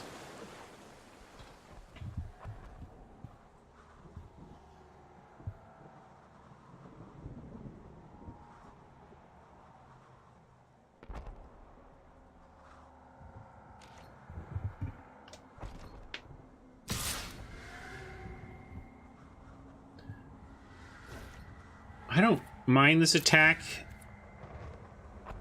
Blue-white is not exactly leaping out of nowhere to pile on a bunch of damage at instant speed. And this means... Oh, maybe they have something for the Enforcer. It looks like they're targeting it or reading it. I don't know if they're going to do something about it. Ah, that's why. Okay, that makes the attack a lot more understandable, but actually makes me like our position a lot better. I think knowing that their last card was a spell that wasn't that great is good for us, and now we just get to really wreck. And we're going to go on the offensive with it. Basically, Prison Realming the Dam Breaker and tapping the War Screecher. Yeah, we'll keep Mowu. Just a Hill Giant right now, really, with Trample and Vigilance, but it's action. Oh, I forgot to tap now, so I'm going to go into full control so I can do it. If you do something like that, like I did just right there, forgetting to tap the War Screecher to enable the Lynx attack, go into full control mode, because it won't give you the chance to do it during Declare Attackers inherently, but it will if you put it into full control. So you go Control Shift, lock full control. Is actually, yeah, hold full control is what you want to see. Then we can all attack, pull this back, go like this, and then do the tap. And now we can take control off.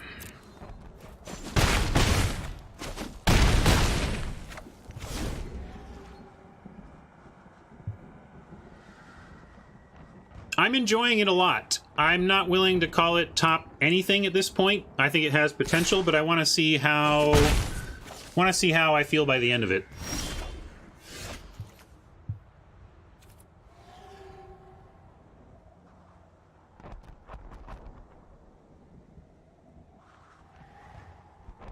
Eduardo asks, why did we do it that way? Oh, I just forgot. I hastily clicked next and went into combat and realized I hadn't tapped down the blocker yet. It was just showing how to recover from that sequencing error. And I've got to make sure this doesn't actually win if I just attack with the Enforcer. 4, 5, 6, 7, 8, 9, 10, 11, 12. So we're lethal with the Enforcer attack. I'm going to assume they drew a blank and just try and win the game here.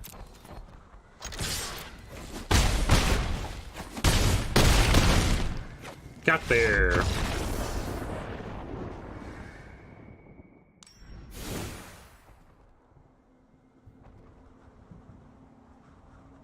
Maybe it was unnecessary, Guru. Maybe they gave me an opportunity there, but I'll say this.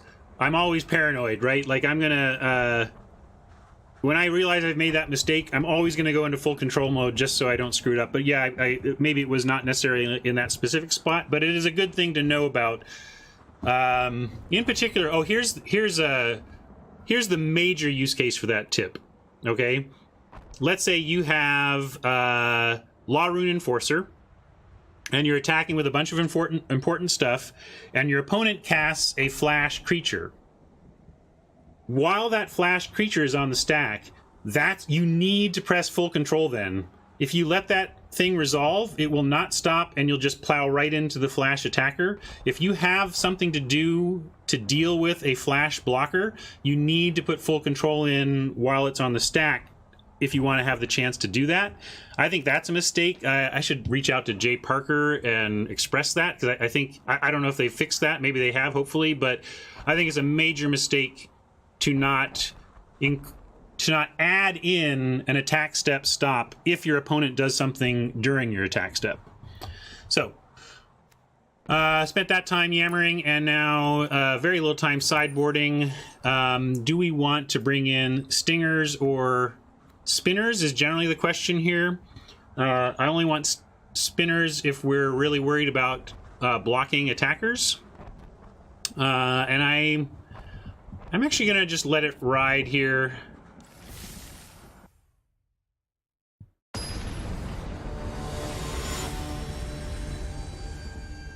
I didn't know there was a new Terminator movie. Cool. Is Arnold Schwarzenegger in it? Are they somehow gonna say, yes, and then we took this model and decided to make old versions of it?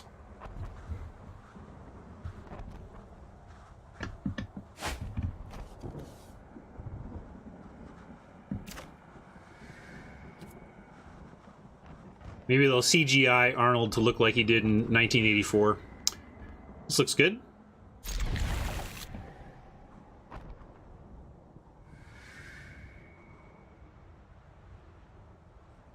That's funny, Oni. I mean, you gotta admit, I guess they could just explain that that's actually part of the technology or something, that since it's kind of flesh and metal, that the flesh gets old.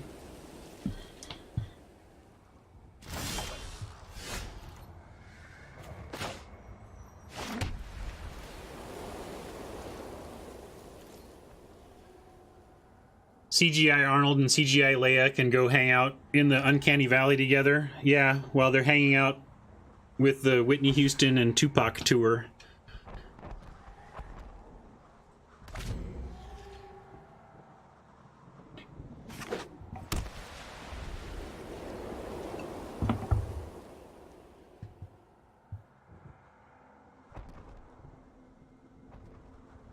Now, Sarah Connor should absolutely look like a hardcore grandmother from hell. That is Sarah Connor's senior citizen brand for sure.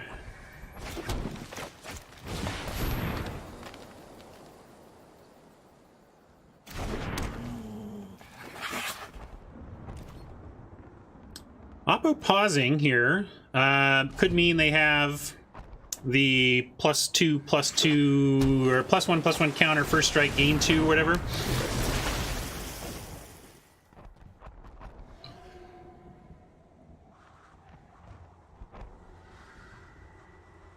Augur seems like it's going to be good against Lynx, but we're going to drop a shield here to get that attack going.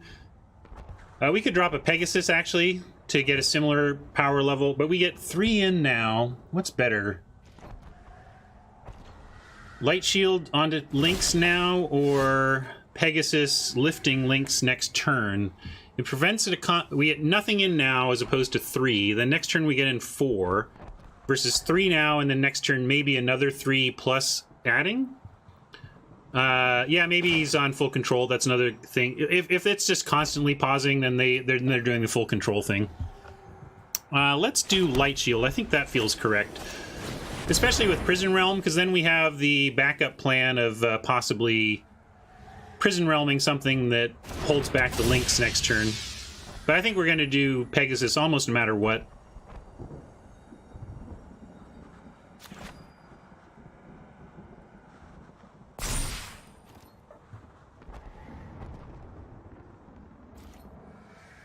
Hey, if you hired me to play a role in Terminator whatever, I would go get in shape for that. I'd hit the gym.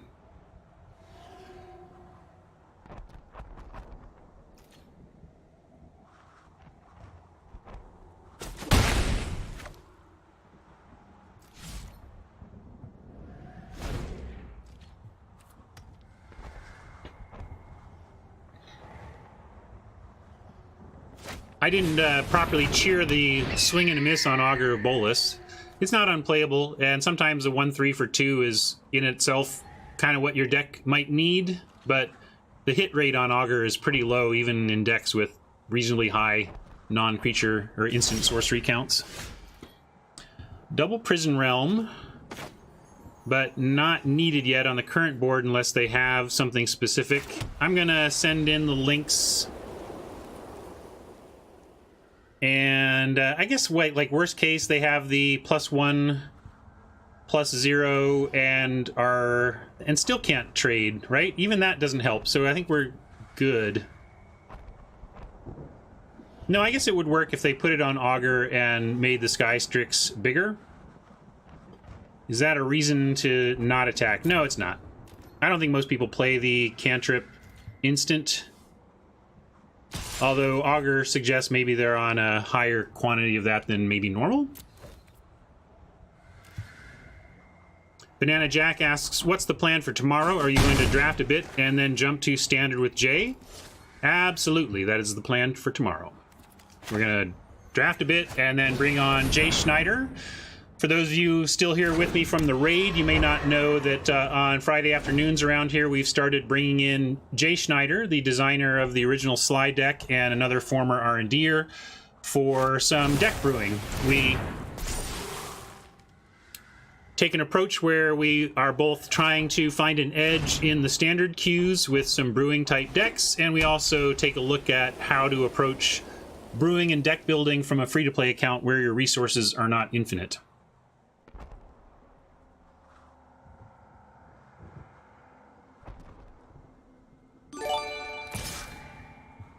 That's great. If they're attacking us, they're saying, I guess we race, ? And that's great for us. We want to see that. We're totally going to Sarah talk here. And thank you for those follows. As I've mentioned in other raids, one of the, you know, if a streamer you like raids somebody and they're reasonably entertaining, give them a follow. It's really great for them. We don't even need to Ceratalk yet because we're going to lift the... Both things we're attacking with are going to be flying, so the trample is not super relevant here unless they do untapping tricks.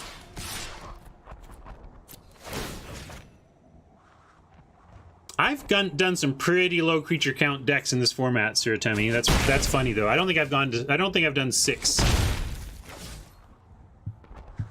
Yeah, Triumph. That's a reasonable call. It's a tiny percent from Deathlos, who suggests attacking with Light Shield to play around Triumph. The cost is that if they're not going to block with Augur, then they're going to attack. So it's 1 point of damage to us to play around Triumph, but given that our life total isn't the pressure point here, that was probably correct to send in Light Shield, and we'll start doing that just in case.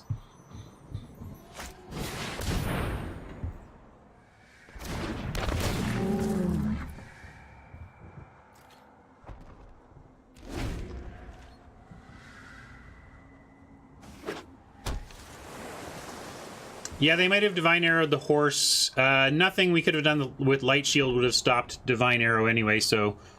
And it still wouldn't have made the trample matter either.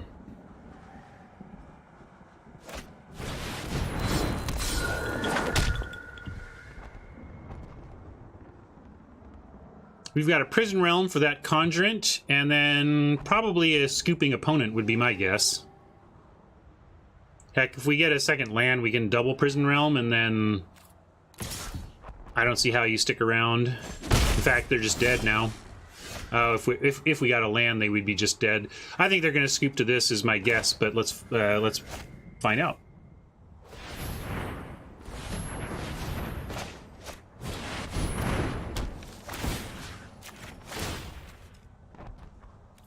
Sure, we'll keep that around as well.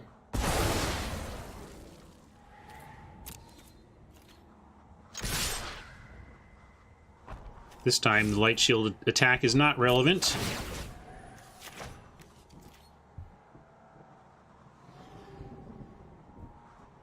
I think the math is about the same. I should have done the trample math for, like, which one to lift.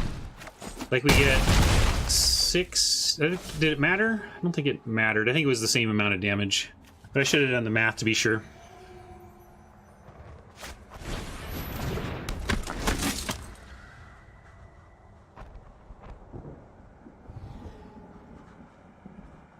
I might be overextending into the one possible out of time wipe as well. Yeah, Raptor's correct on that. I got a little bit cast hasty, a little lazy on my thinking. This is the point of the game where you don't take your win for granted. You start asking yourself, all right, I'm like, whatever, 99%, what's the way I lose? Oh, it's that one rare, so let's play around it. Here... I'm just gonna tap and go.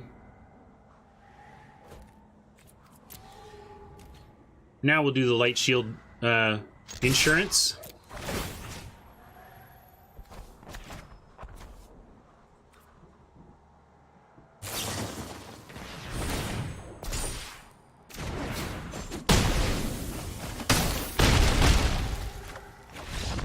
Well, that didn't work. Nice, Cordy. I didn't see you call it, but that's great. Hey, Mr. Metronome, thanks again for the raid. We'll see you later.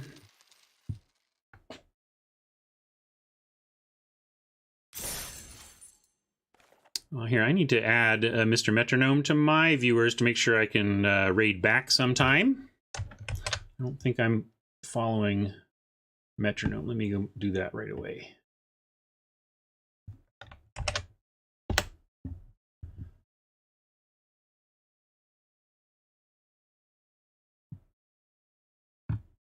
That's awesome of Metronome. Really appreciate that.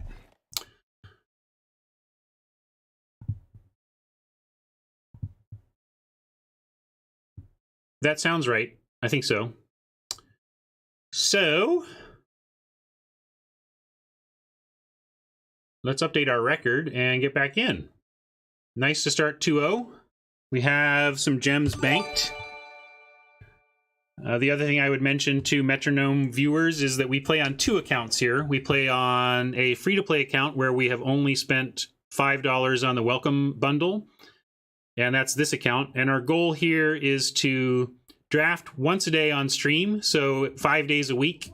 And that's been pretty easy for us to maintain at our win rate. We have about a 60% win rate, so we've ended up with some kind of surplus actually in gems over time on the free-to-play at that pace. Now, if we increased our pace of play and started drafting 10 times a week, we would probably drain this. So I'm not suggesting that I am infinite in the sense of I tend to win more gems than I spend to buy in, but with the gold grind supporting you, it's all about your pace of limited play. And so our target pace around here is a draft a day on stream.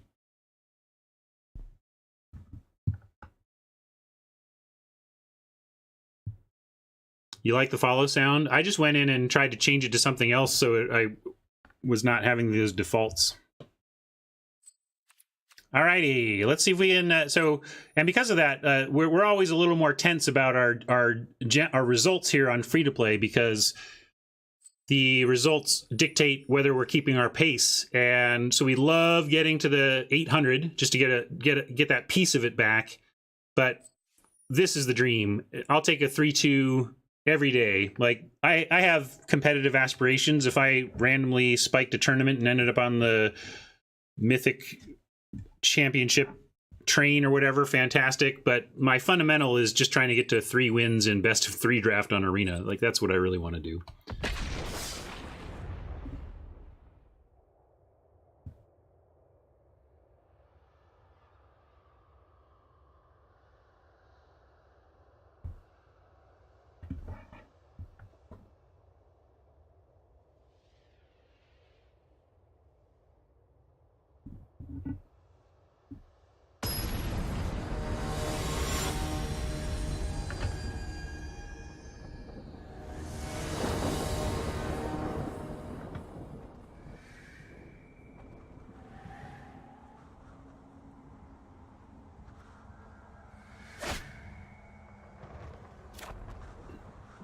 We're going to keep this.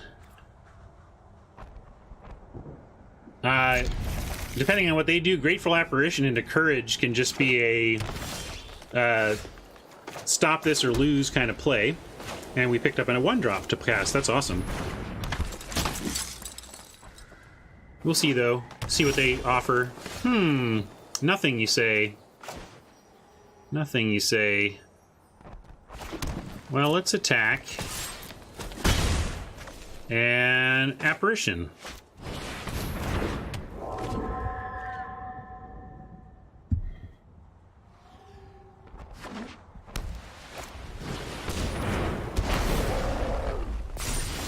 Bully for you, Vivian for me. If we Vivian, we can Apparition and actually get her loyalty up. But yeah, we can also just get big on the Apparition and then get Vivian going. With green-white, they could do something to punish us. I mean, this is effectively, if we play this in this spot, it's kind of like an aura. You know, high risk, high gain. We throw this Courage here, and they answer the Apparition, and then we're down a card. But with double War Screecher Vivian, I think we'll be able to protect Vivian also to regain. If they don't answer this, we're like going to win, and if they do answer it, we have a reasonable backup plan. So in this case, I'm willing to push in here.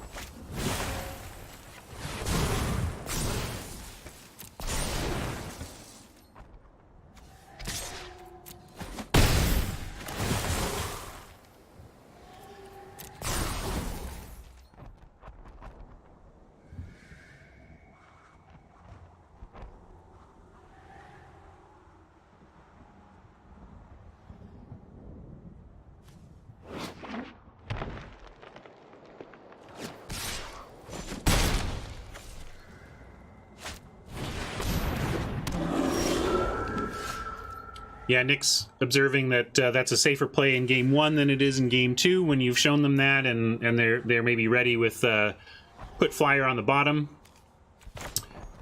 So could actually just go with Pegasus and tap Law Rune Enforcer here, but Vivian with the Law Rune tap is also decent, and it does. Yeah, let's do Vivian tap because the apparition can really protect here. Let's tear this place apart. Let me show you what was lost.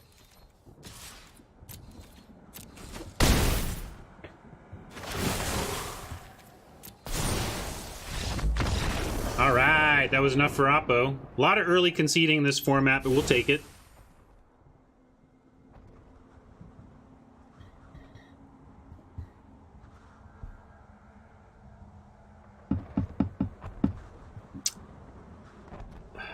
So we saw a mirror match here.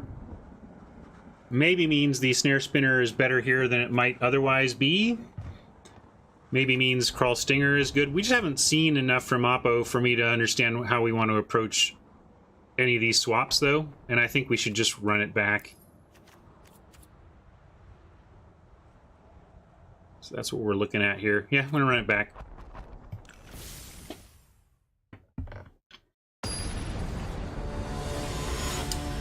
Vaporkin says, broken set.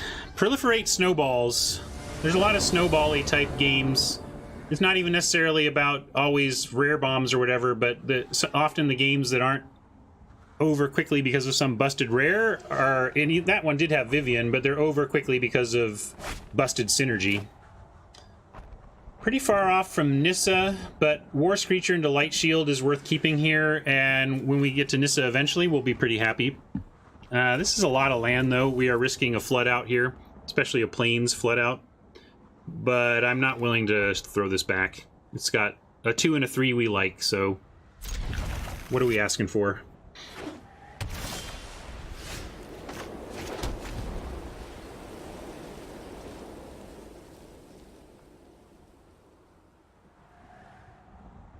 Vaporkin's right that there are a lot of situations where you really are just dead, and it's going to be going optimal to reclaim some time in your life rather than wait to lose in some ridiculous game of Arena.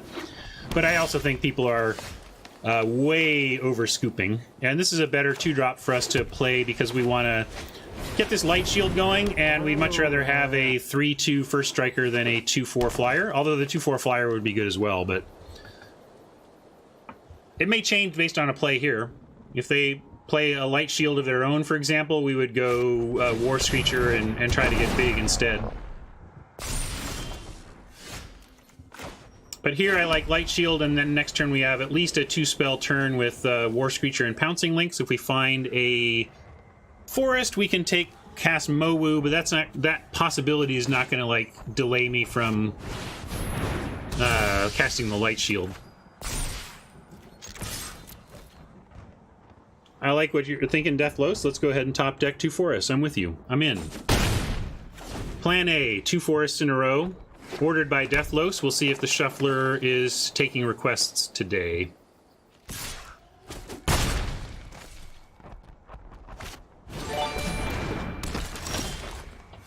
Thank you, Bubba, for the follow. Nope, nothing there. We'll offer the links. We'll send in the links, though. The race is on.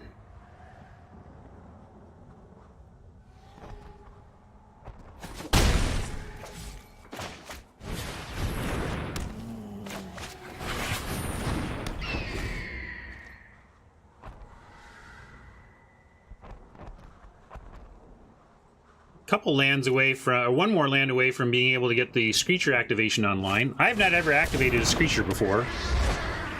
It's never come up in my games, but maybe it will this time.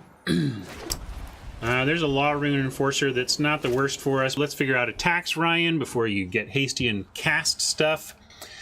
So they've got Pegasus and Rising Populace. We've got a bunch of First Strike. They could throw 2 things in front of either of these Lynxes and get a 1-for-1.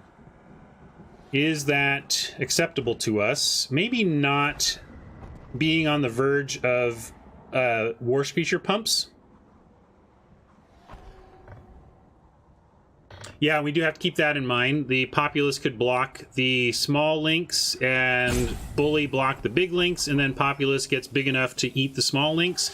So given all of that, I'm going to Law Rune here, and we will try to set up for some War Screecher turns.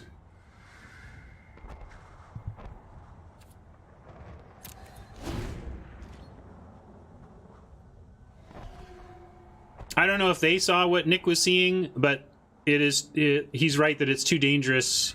Although they both have first strike, so maybe it would have worked. Because you can't like put the Populace in front of the small one since they both take first strike.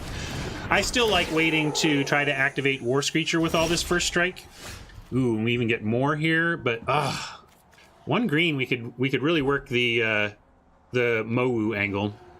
Yeah, Deathlos. Yeah, as I said, I recovered on that misspoken line. But Nick's general observation of watch out with first strike creatures against Rising Populace is totally legit. So what are we doing here? Where does the Light Shield go? We got this Grazer.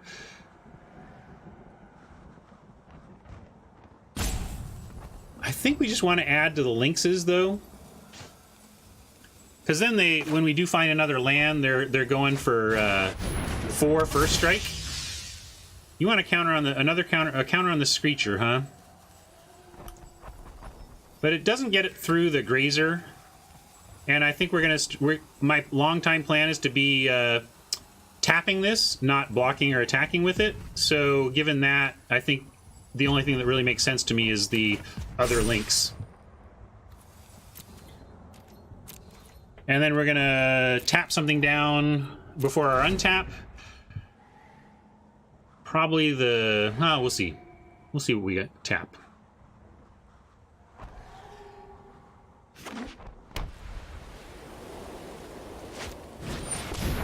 Gideon, all right. Gods bless us in our righteous cause. I kind of want them to race, though, so, like, if they want to attack Pegasus and something else, like Pegasus and the Stinger, I'm kind of down for that. So I'm going to pass through here, and if they want to make attacks, that's, to me, extra tapped creatures. But this, wondering gains your choice of Vigilance, Lifelink, or Indestructible. Okay, well, let's see what they do with it. Share in my light. Lifelink, you say, on the Menace. Alright. We'll go ahead and tap the Bully.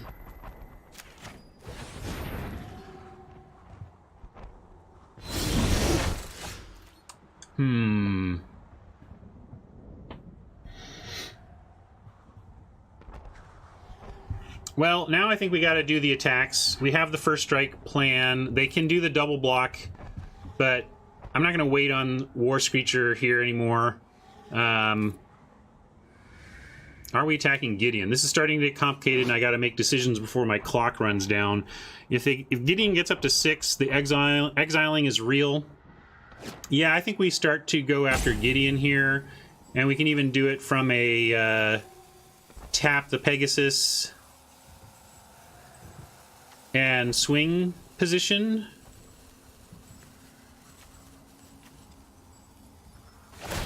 What do we want him to block? Yeah, I'm going to tap the Pegasus and send in links.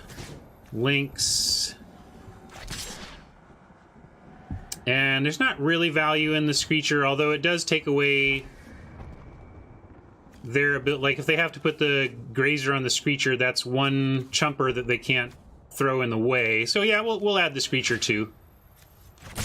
They have a block there, but let's make them use it.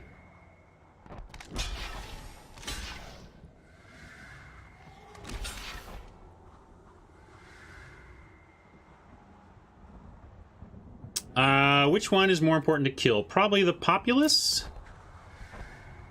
You want the Stinger down? Stinger can't really get bigger, and it doesn't really handle these first strikers, though. Populace could get to the point where it can block first strikers.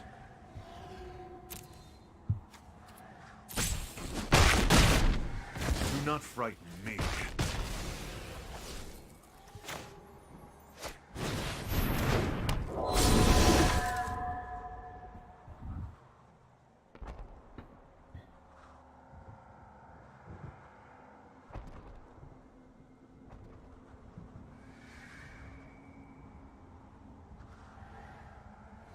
Strength of 10 Tigers is not into the new Momir experience.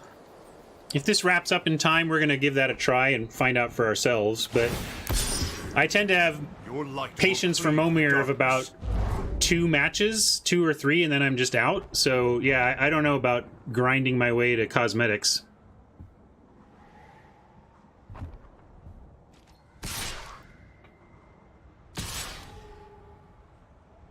Yeah, free is better.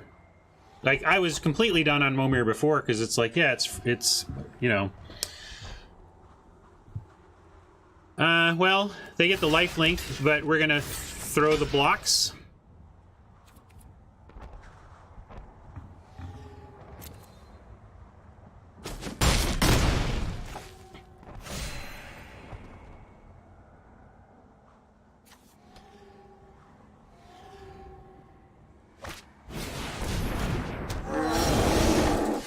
Hey, it's our other color. Does it even matter anymore? I feel like I've been just trying to play mono white. We don't get counters on Mowu yet, but... And do we even show that we have this yet? No need to show that. What are we doing? We're... Ugh. Pesky Gideon. But now we do have... I like...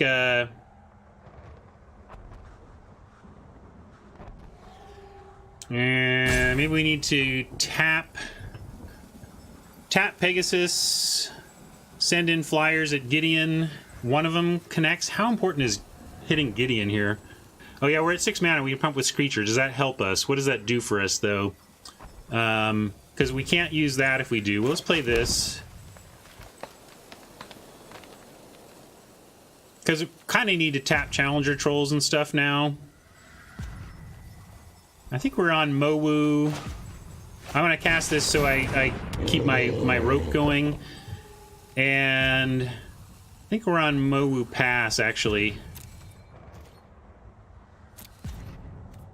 And I need to make a decision. I'm not 100% that was correct, but one of the reasons I did that is since we have Law Rune Enforcer, we do have the potential here to tap on their turn, tap on our turn, to double tap to set up Black Blade for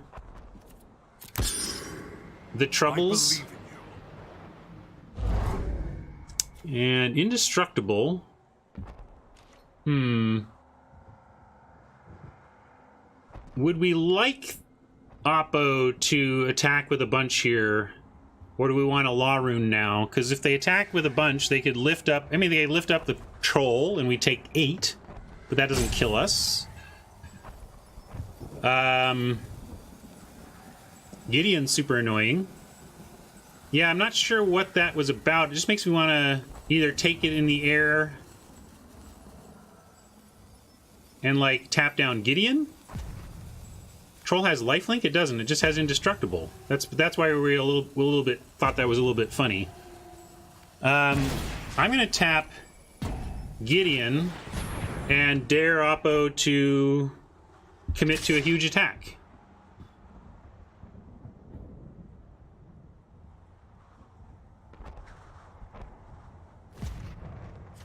And then throw in a chump. I like chump slightly more than take 6 here.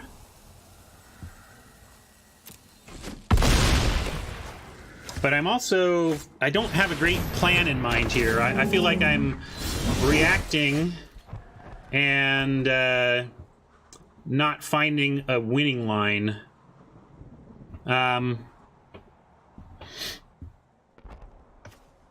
Here we can tap Pegasus again to get in with Apparition. Is this... Yeah, and then we proliferate the links.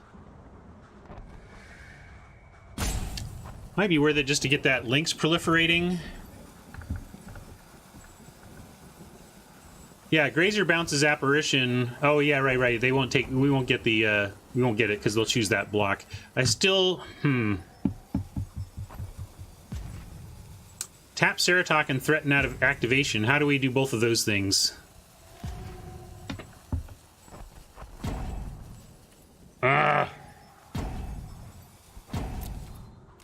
I think we have to sit back again. At least Gideon's not close to the 6 yet. Yeah, Tekken, I'm not feeling it here. I just don't know how we handle this board.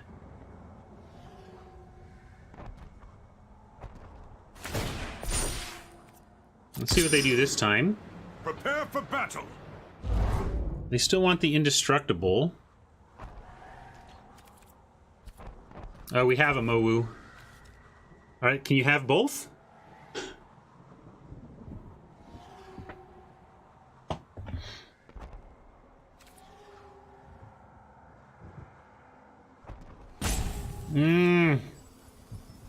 Alright, now I'm going to tap it. And we'll see what they want to do elsewhere. Oh, I see. Sure, that's fair. Here, I can also go to, maybe we're better off this place right now. A little bit cleaner. And Gideon's also indestructible, basically. Or not basically, just is, right? So, I'm gonna take the 4, though.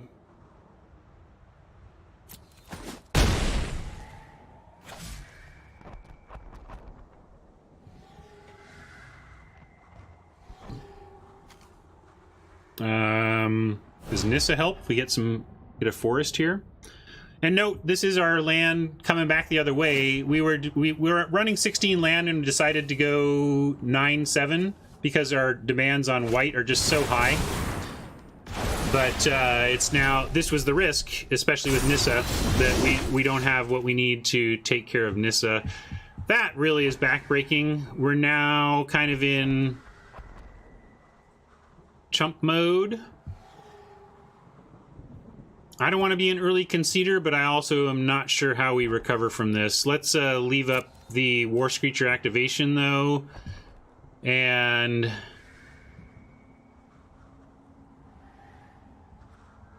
their board isn't huge, but Gideon is about to get into the range where he can start picking off our most important permanents, and we have no tapping now. And Challenger Troll says these all have to be single blocked, and we have no... yeah.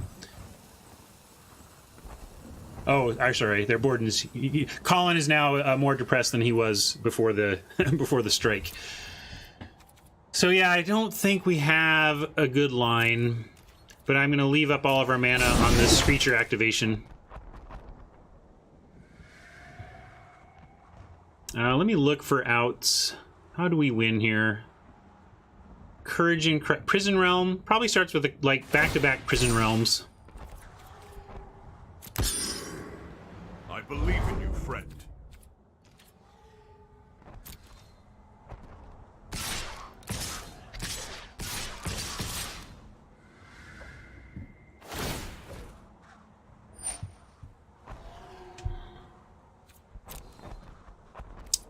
And yeah, this is enough. What cards are blinking? I don't know. These mean trample, if that's what you're talking about. But we're done here now.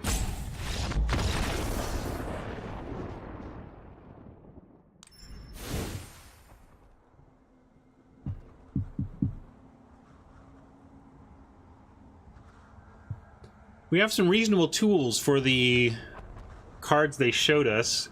So part of me wants to bring in a strike and go leaner, meaner, low downer. Yeah, Stinger is good here because of especially the forced single combat blocking.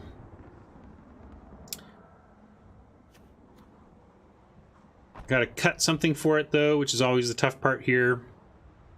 Especially we're on a play. I want to keep our aggro 2 plan. Maybe we cut the Martyr as the weakest of that plan. And we still have pretty solid early game.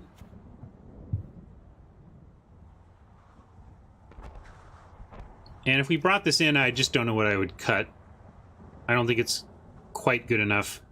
So let's run this back, see if we can get enough of our synergy going to find our third win.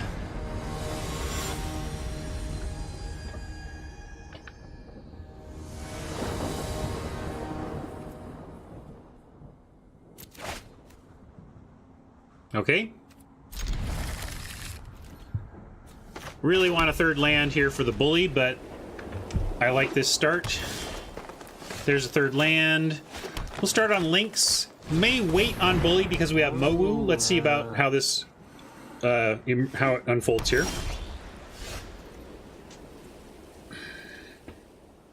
Okay, Iron Bully now on the links, or War Screech and try to set up Mowu. I want to try to set up Mowu, especially since the links gets through here no matter what. Like if they had put up a 1-4 or something, maybe we, or 1-3, we consider it. But I think we try to Mowu. If we get a fifth land, we get Mowu 4 and Bully Screecher on 5. And there's that. We can send both, see if they block up top. Too bad. Now I wish I had that funny trick that would have blown them out. But I like our chances if Mowu survives, because it'll pick up a bully counter and then be pretty monstrous for a turn 4 play.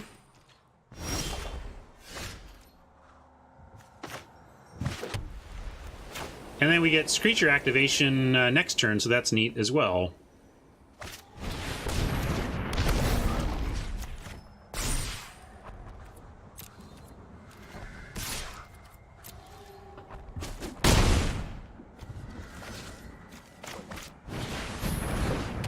That's a bit of a curve out.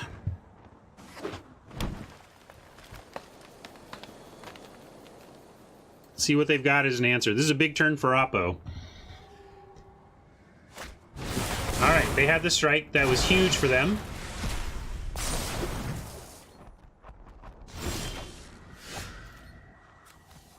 And in fact, huge enough that we don't even have attacks. Bummer. I mean, unless we want to trade bully for bully. I don't think we do.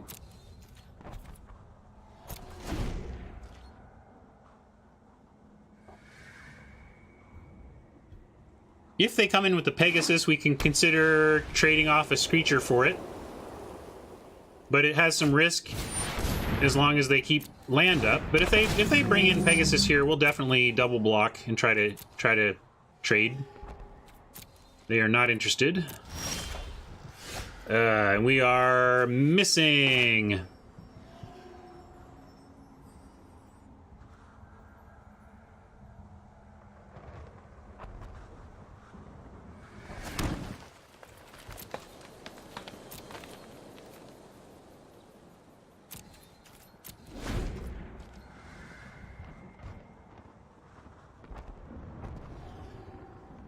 Oh, good call. Wow. Didn't even see that. Glad they didn't attack, because I think I would have just done that without thinking. Or without reading, so to speak. Yeah. Starting to fade away.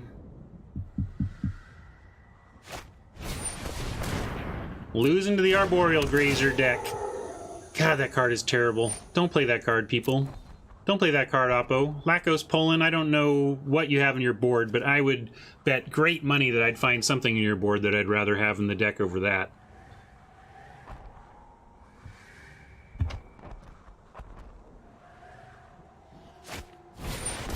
I don't think it's possible to switch it off, no, Vaporkin.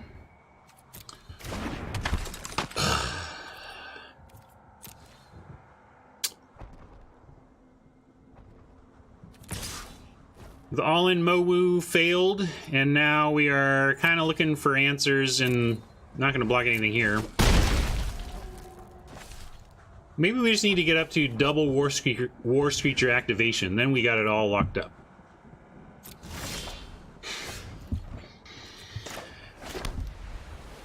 Well, My metric these days is how many people yelled at me about my mistakes in a given game, and there hasn't been much yelling this game, so I think we're just kind of playing the deck we drafted, and it's not going our way.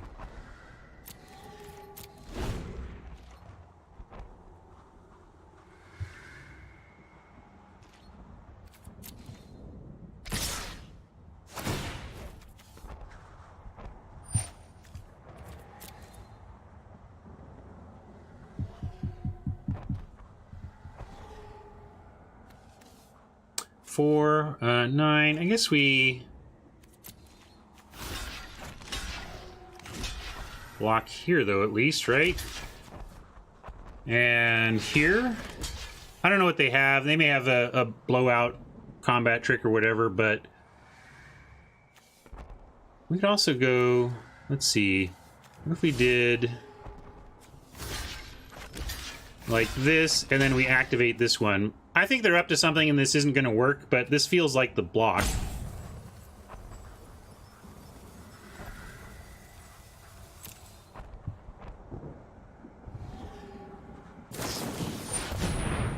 As expected. But we couldn't beat that, so we had to play like they didn't have it.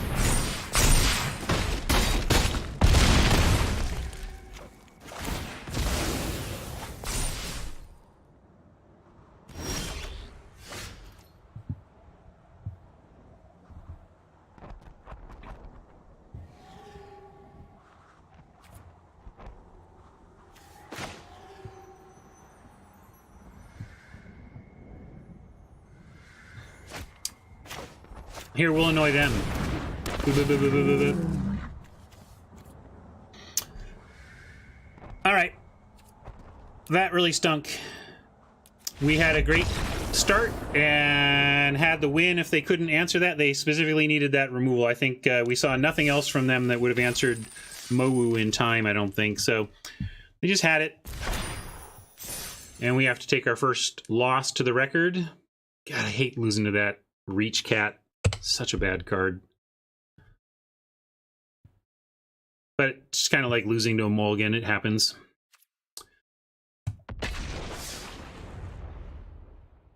All right, now we are up against it. We are in our rubber match for profit versus busting out with a loss. We do have our 800 gems locked up, so we're not going to be going away empty-handed, but these are the matches, ladies and gentlemen. These are the matches we want to win.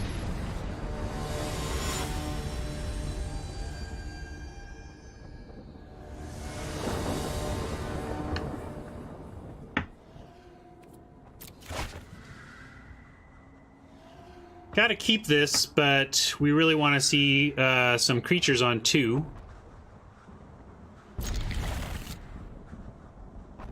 Seeing Oppo Mole isn't the worst. They could go to 5, and I wouldn't hate that either.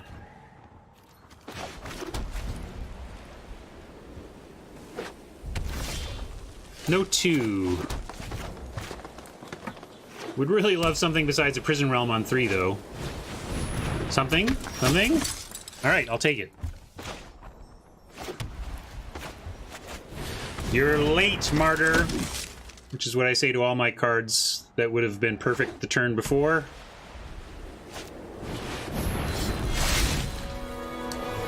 Hey, Gideon. You've been to prison before, right? Vigilance. We could take this trade and then just take out Blackblade, but no reason.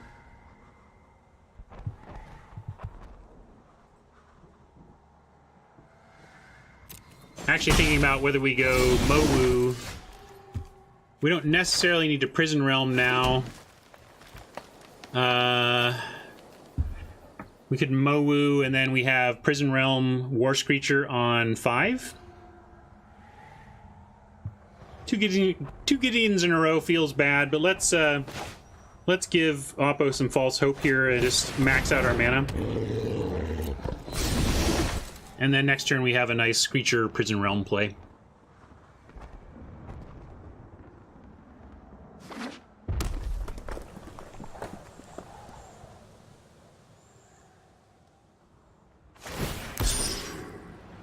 share in my light.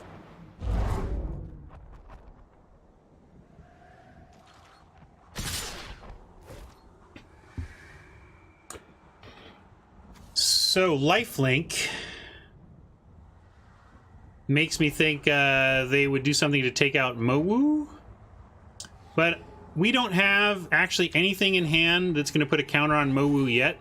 So I'm actually going to offer this Martyr here and see if they want to trade Martyr for Martyr or Martyr for Trick. And I think they might, because Mowu plus Martyr is a scary looking situation.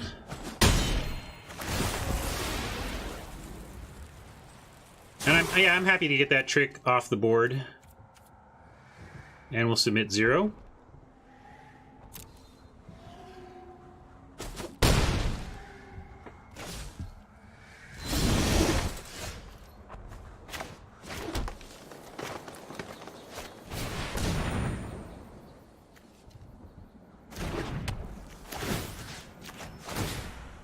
Scry us something good, baby. Bully is good enough with our friend Mowu around. Not again. I thought about the Gideon buff spite play, but I didn't want some stupid thing I wasn't thinking of to make internet mockery of me for the rest of my life.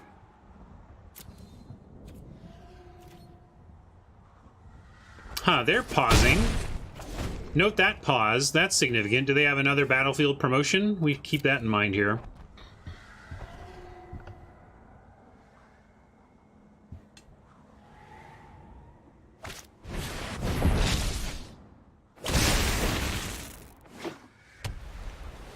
Yeah, Pyrohelix is another possibility. Good call. It would be one that they would elect not to use here.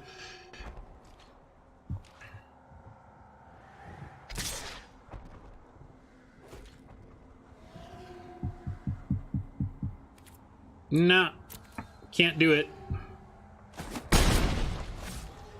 Hope we get something to interact. I guess we have a land attack with Mowu and then... Okay.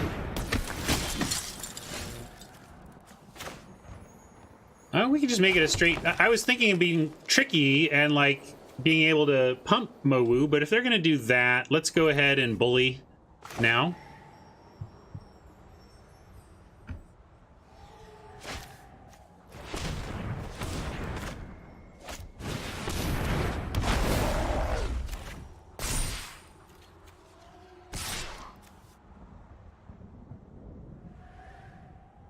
Deciding about attacking or not with the War Screecher here. We are at 11. We are going to have Mowu back, though. Are we going to block with Mowu? Because not Martyr. They have all the Helix and the Pump Spell are both adding 2 power, 2 points of damage. So we might block with Mowu.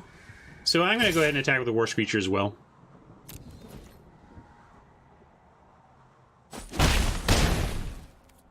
I have not seen the latest. I've been trying to track it, but I've just had a very busy week, so I've missed a lot of it this week.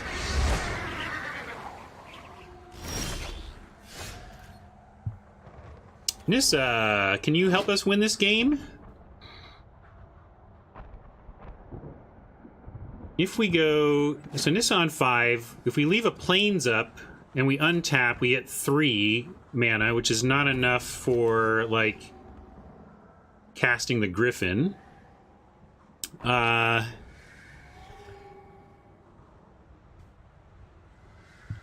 Seems like they've slowed down, but I kind of feel like putting out Griffin first and then protect Nissa with Griffin.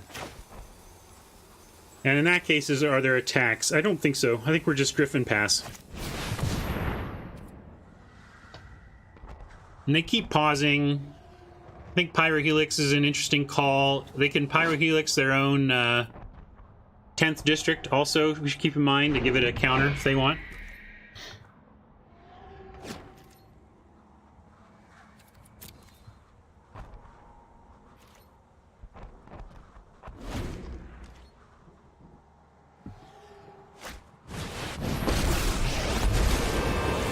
I see how it goes. How about our other prison realm? It's not really fair to face the Gideon Sarkhan deck at 2-1. Come on.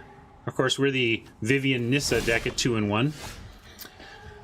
All right, Light Shield. Does that give us enough Mowu action? Mowu becomes a 7/7, and then a 7/7 is a pretty nice threat. We can also Light Shield Griffin and threaten a Griffin attack at Sarkhan that at least trades with a dragon. But I think making Mowu big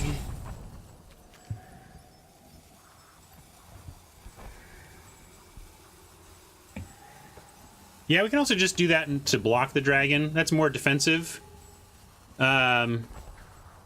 Yeah, we'll do the Nissa trick on everything. We'll go like this, this, this.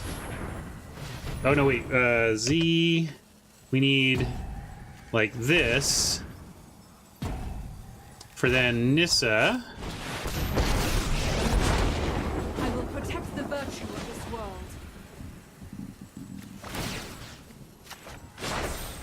Rise, my elemental friend.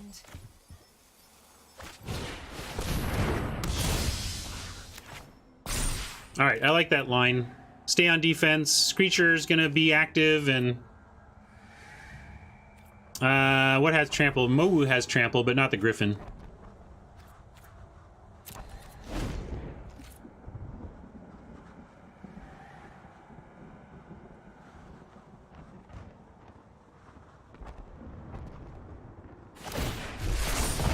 To the skies.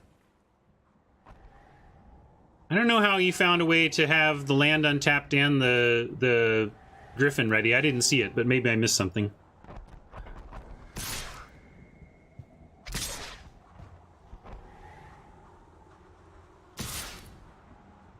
Oh, because I could have untapped the planes, right? I'm with you now, right? Is that we? No, because then I still need to tap it to. Yeah, I don't know.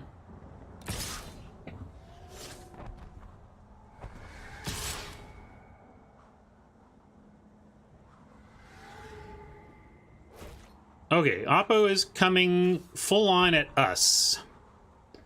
Well, we kill Sarkhan if we block, and we know they have... We're expecting Pyrohelix, so let's plan on losing our Griffin and understand what that means for us. In fact, what they get to do here is if we War Screecher on Pegasus and Griffin on Sarkhan, they Pyrohelix the Screecher and the Griffin, and that's super bad. Whereas if we just lose the Griffin to Sarkhan, we may be able to muster the Air Force to do it. We could put both on Sarkhan, but in case they have that other trick, that's fair. But the trouble is, that's still just 5, and if they have that trick, they have that trick. I think we have to do this, and we can't really beat promotion. We have to hope it's Pyrohelix. Yeah, I mean... Oh, sorry, that would have been... I was thinking promotion was +2/+2, so that was my bad memory of that card. I think with that, yeah, we should have put 2 on and then had Sarkhan for sure. We do get to come at him here a bit, though.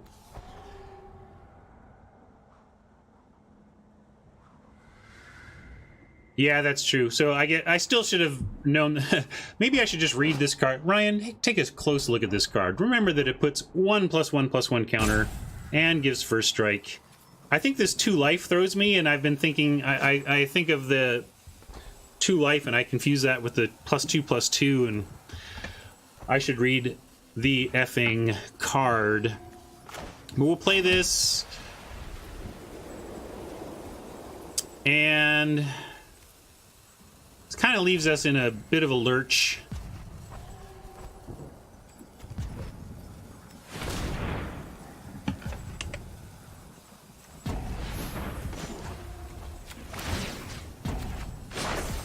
Behold, nature's true power.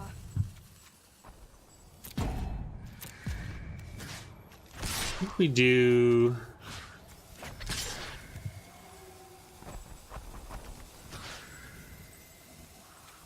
I mean, we can't let Sarkon untap or we just lose, right? So we gotta really come hard at Sarkon or we're just giving up the whole game.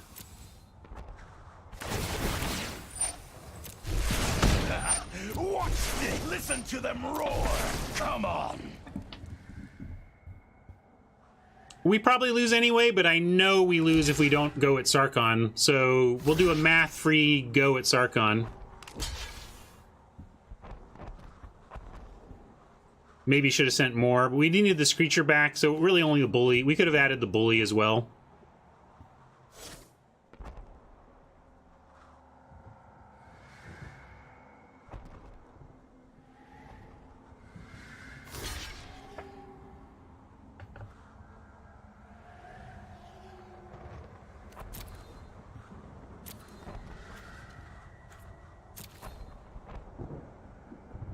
And is first strike gonna wreck us anyhow? Like, I don't want this to happen before Sarkon is dead. I think we're good.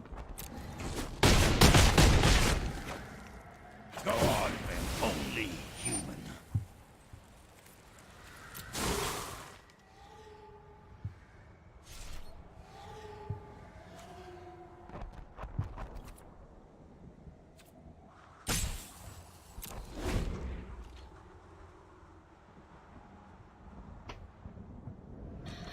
Well, always do your no-math attacks and give your opponent a chance to make a mistake, I guess.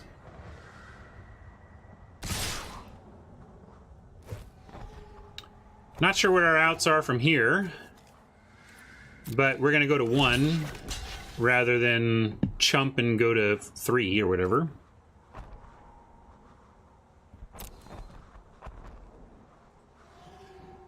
Pump doesn't do anything. We've established that. So yeah, they had one of the worst cards in the set to beat us. Gotta love that. Doesn't do anything. Here, you want me to activate it? Fine.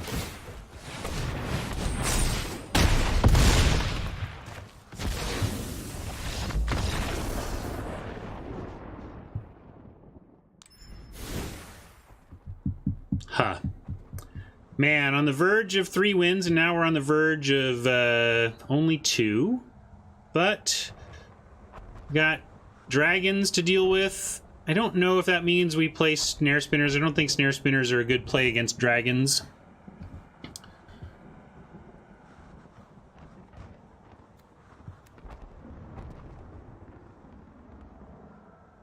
Could... not really any reason to go hexproof on this. I think we're just back at it and hoping. And try and get him with a strike. Kind of want to... I'm going to take one chance to try and make strike plus links do something here.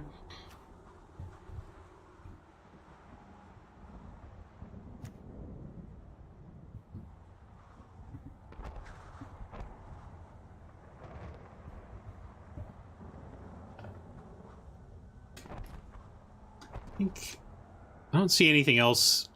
I kind of want to try this, but I don't know what I take out. This is what I keep doing, is wanting to give this a shot, but not being sure what to take out. We're on the play here, so I think I want to keep the martyr in. Forget it. I keep trying, but keep failing.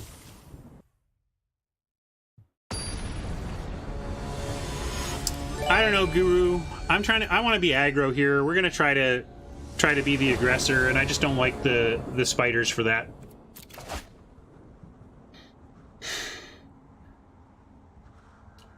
Classic. Because I don't know how we throw this back, but we're just going to flood, right? I mean, we're just asking to flood, but I don't know how you throw this back.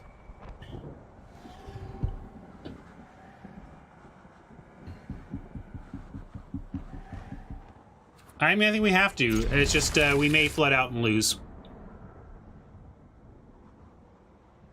It's very common for the 5-lander.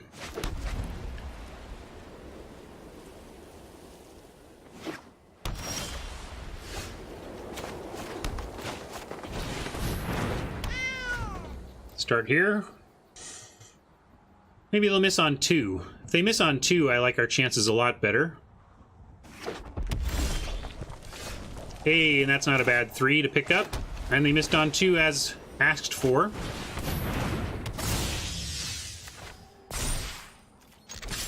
We're not seeing any Pyrohelix or Martyr pauses.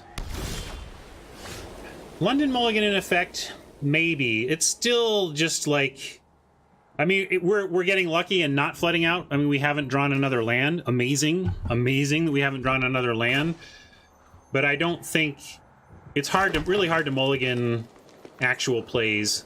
This isn't a defender, so we could Horizons, Light Shield, and still get the Martyr or War Screecher down. So yeah, let's do that. We could put a counter on a Lynx, but we are proliferating as well, so I like the idea of spreading it around. So I'm going to spread out those counters. That's what I'm thinking. Actually, and we want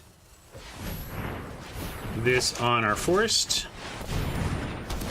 Matters very little, but that's where I'm going to put it.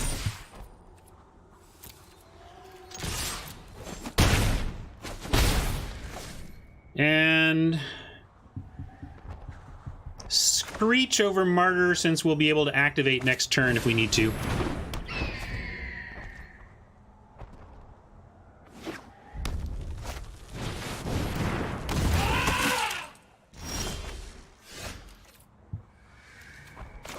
Well, instead we're going to Vivian and Martyr. Beasts are much more reliable than humans. Could leave Screecher back. Doesn't really do much. We're not blocking with the Lynx, so it doesn't even matter if this gets the Vigilance and Reach. So we'll put it on the Light Shield. Or you just want to minus? Yeah, let's minus. Good call. I'm just used to trying to get our Planeswalkers nice and protected, but since this doesn't do much, I like the minus here. There is wonder in a blade of grass. Ooh.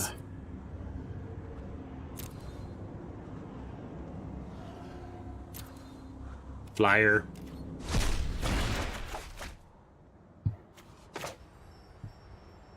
Oh, and we got flash action, which is nice as well. Especially when you kind of want your dude to die.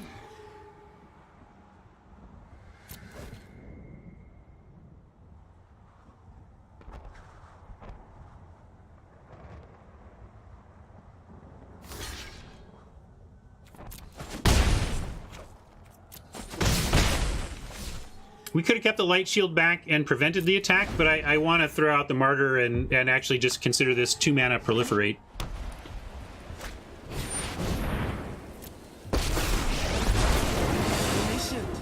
You are not worthy. Press the attack. That's really not a great card in the behind quadrant where our opponent is. No trample, right? Great. Sorry. You're not gonna like this. I mean, they still have a blocker at least, but it's not gonna be a good one.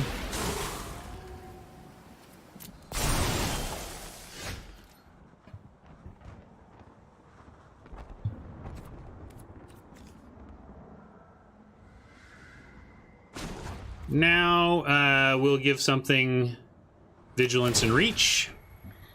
Still don't want to block with the Lynx, so I will put this one on the War Screecher, actually. You can still walk away.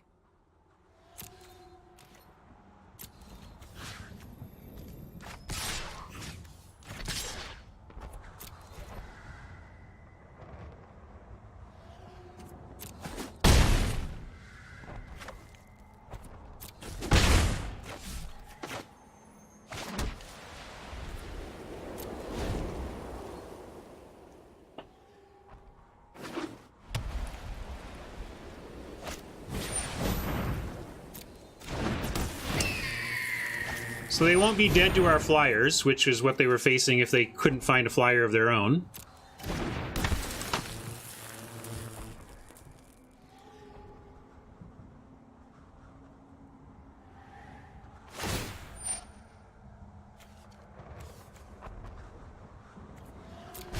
We strike now.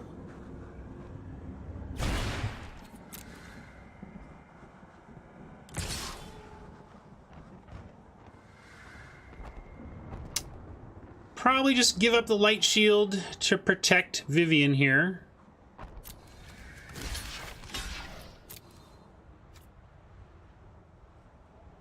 Although they're at 4. Let me think about. Oh, I already did. I locked it in.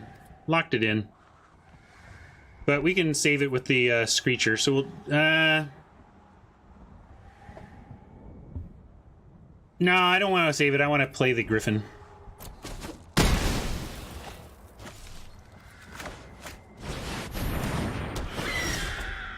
I'm not sure it's the right play either, but it's what I did. We can plus Viv and have the Screecher activation and the attack. The threat of... this is a forced block. They have to put... yeah, actually, let's do it this way. You want value? Well, thing is, if... I guess we still threaten lethal, huh? Yeah, okay.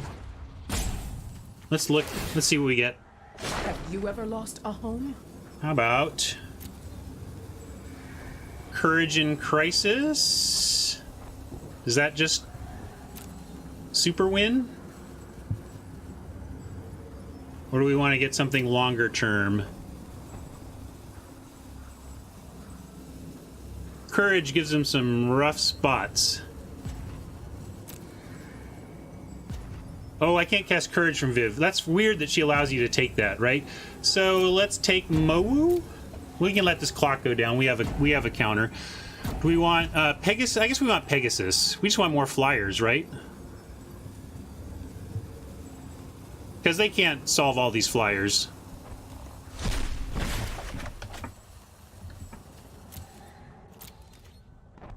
And then we get forced blocks here, big time.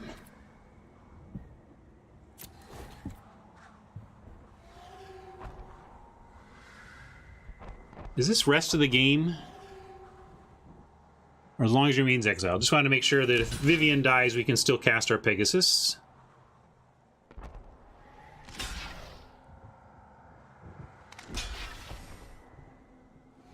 That's where we win the game. But you want to do that, I'm cool. I'm cool with us winning the game. Can they stop this with 1 white mana, or is this GG? I don't see how they stop this with 1 white mana, so let's just let that happen.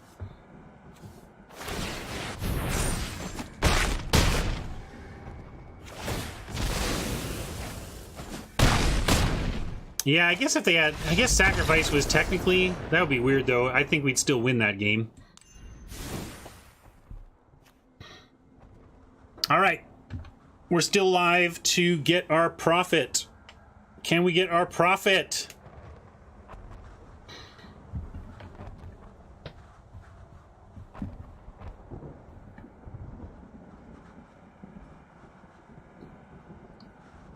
I thought Sacrifice wouldn't have mattered. It was the redirect damage one that I was thinking somebody was talking about. They could redirect a bunch of damage. And I couldn't find a change last time. We might be a little bit more inclined for a Snare Spinner, but like we could do Snare Spinner over Martyr in this one.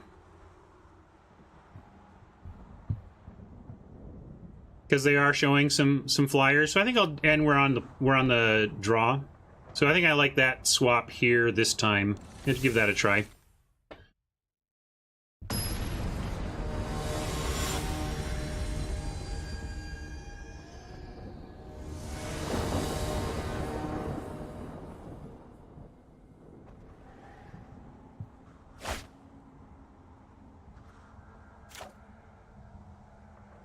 We're going to keep and hope, but I like Apparition into Trusted Pegasus on any land, and if we find green, we get Snare Spinner and Mowu to boot, so let's keep this.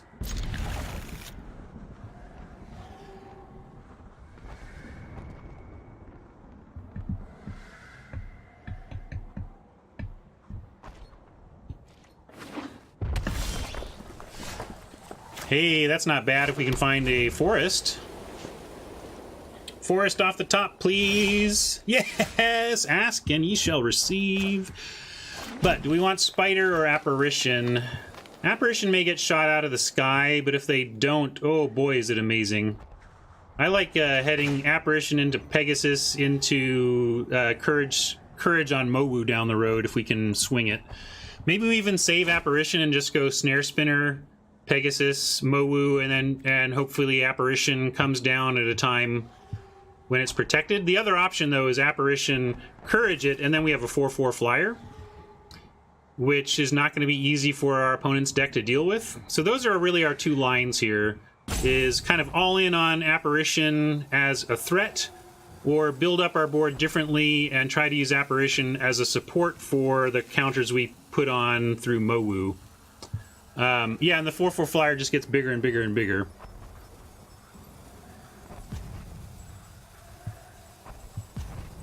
Alright, we'll do this. We might not even Courage on it, we'll see. Oh, yeah, we will. Guess what, folks? We're gonna move in. Nothing on one red to stop this, right? I don't think so.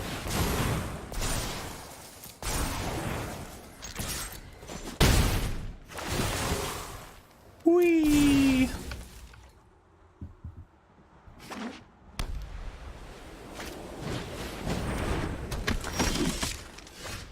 Martyr makes an appearance, but we have a 2-spell turn or a loyal companion. Nothing we have here makes counters this turn, so we can attack with the Apparition first, at least. I don't want to take a moment of silence for Oppo until we've actually won this game.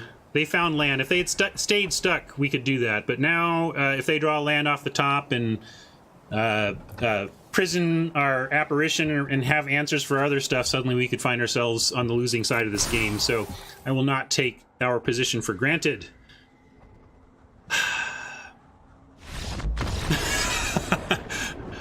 Okay, now we can.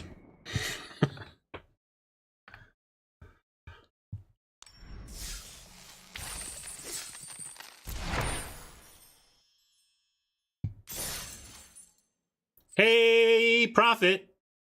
Good old Prophet. Wake up, you need to make money. Let's keep it going. Except I'm feeling a little hangry pangs. I'm going to take a 30-second break, grab a beverage and some salty snacks, and then we'll go for real profit. Yeah? Yeah. I'll be right back.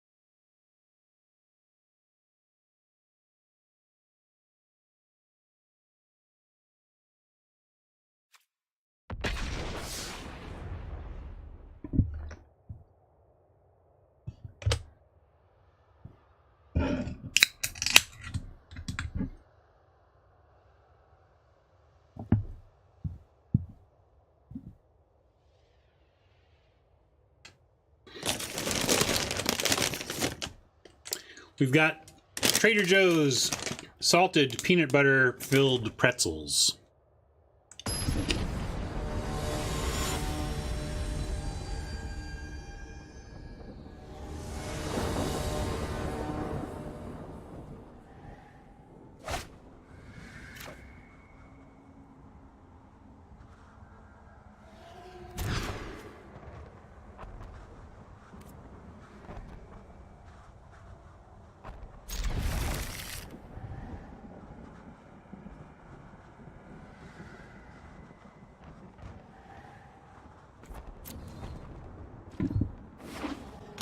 Really want a Plains, but with Mowu and New Horizons, I just want land.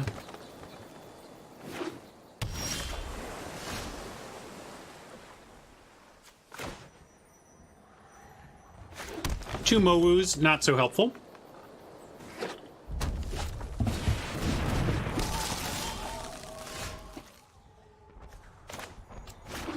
I'm glad we got a planes there. We get to do something else. But yeah, uh-oh indeed. The turn 3 weird that you cannot answer is a dangerous beast indeed. If they can't answer our Mowu, we may be able to keep pace though. Let's see what we can do here.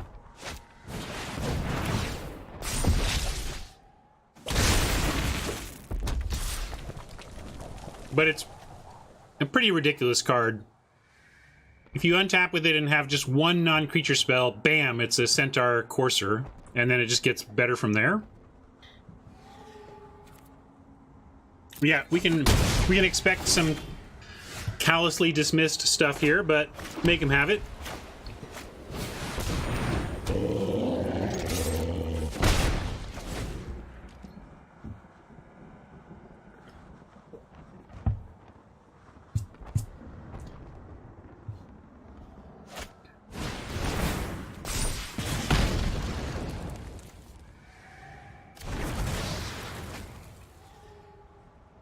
We need a... That's actually all right since we have the replacement Mowu, but we really do need a an answer to this pesky.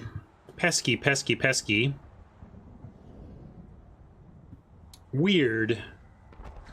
So if we play Griffin here, we threaten a 1-for-1 if they're out of instants and sorceries, which seems unlikely. Yeah, I'm happy, Double D's. We're good. We made it to 3 wins. But hey, let's see what we can do here. Really want to get the counters on Mowu, but we have potentially... Yeah, I think we need to put Mowu down now.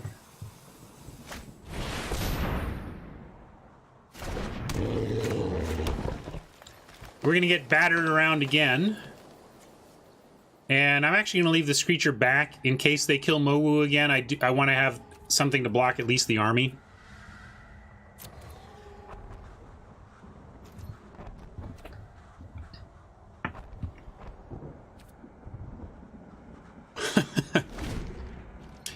Memes finished Momir and thinks it sucks bad.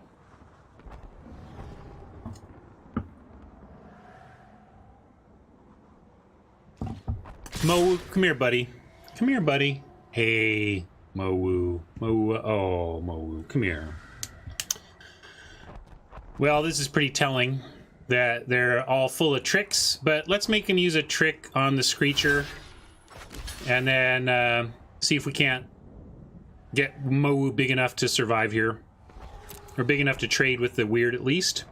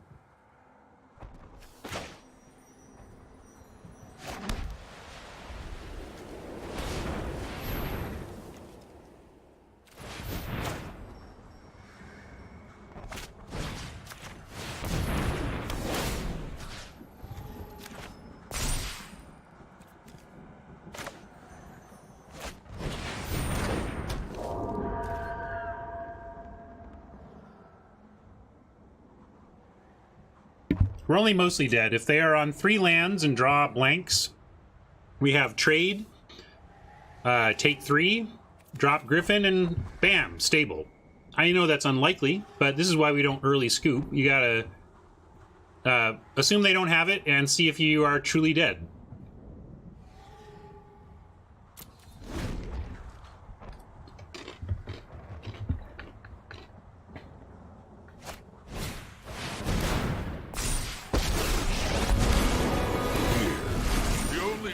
I'm gonna go with truly dead, but we still have the trade.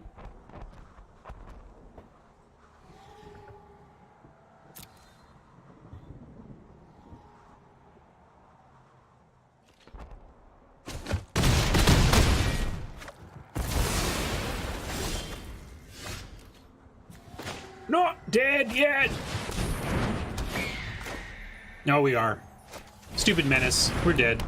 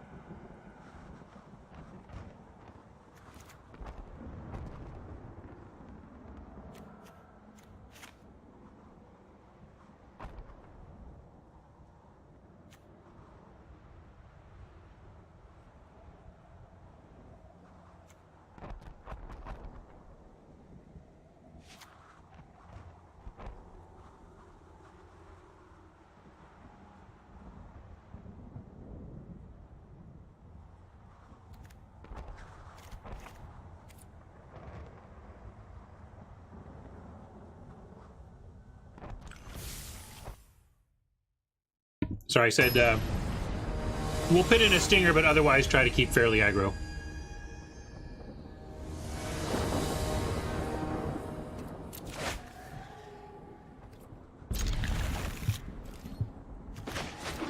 Nah, I'm gonna stick to the plan.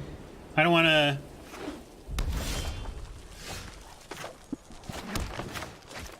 deviate. We're just gonna go hard and fast as we can here and see if it's good enough.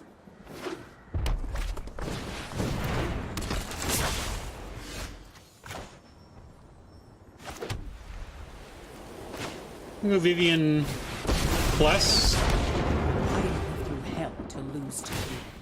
For the fallen.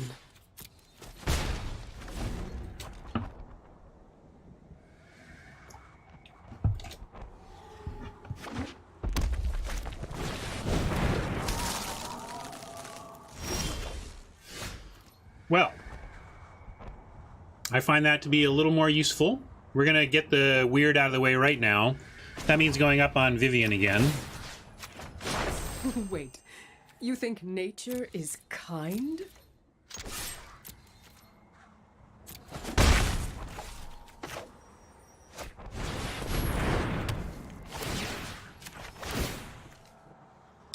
And we need that.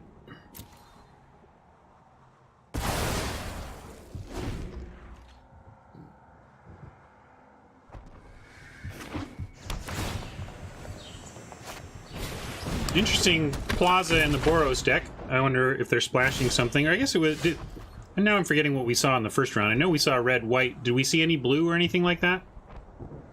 I'm getting my games conflated. Yeah, didn't we see... Is it? I don't know.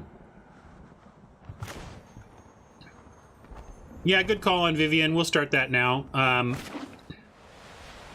And let's see what we get first. All things begin and end in nature. Would have liked that, the land too, but gotta get them creatures.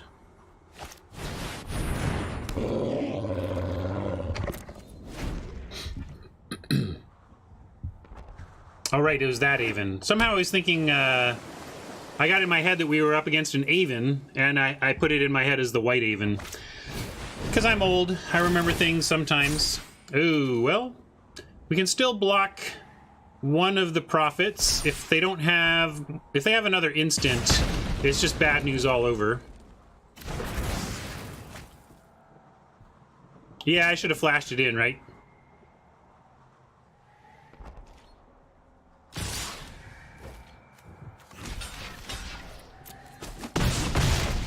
Oh, so it's going to be like that, huh?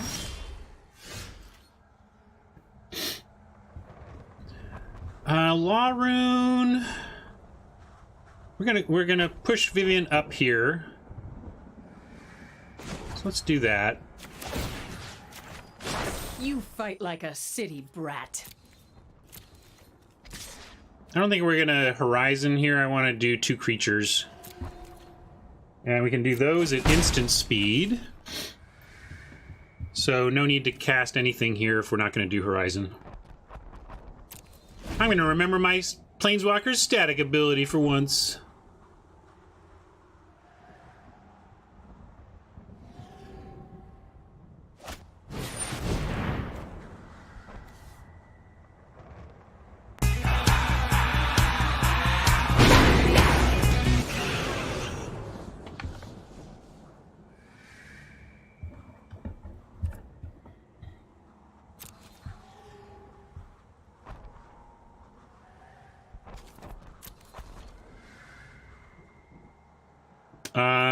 Probably Law Rune Enforcer over maxing our mana so that we can start tapping stuff next turn. And then another War Screecher.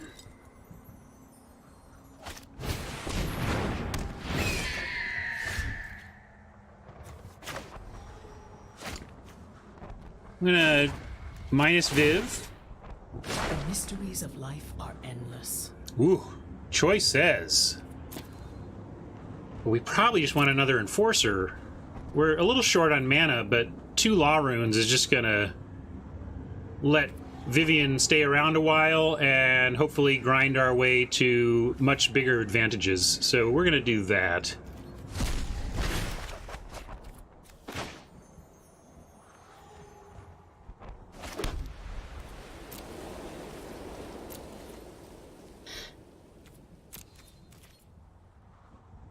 We're going to telegraph a bit by not tapping the Drake, although we could also just Thunder Drake and then know that if we needed to, we could bring in Pouncing Lynx.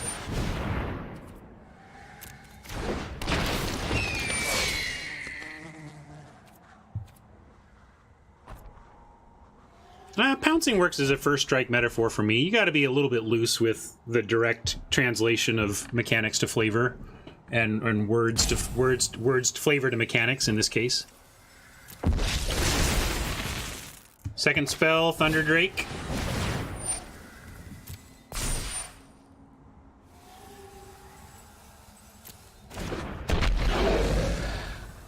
Now, yeah, we pass, and if they want to attack, we have good flashy stuff.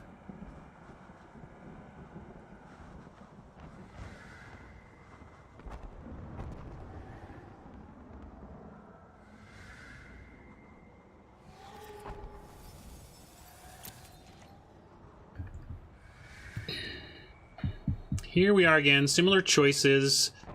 I'm going to play the Griffin. It uses all of our mana, and then it holds off the Eternal basically as well as the Law Rune, and then sets us up for a more full turn next turn.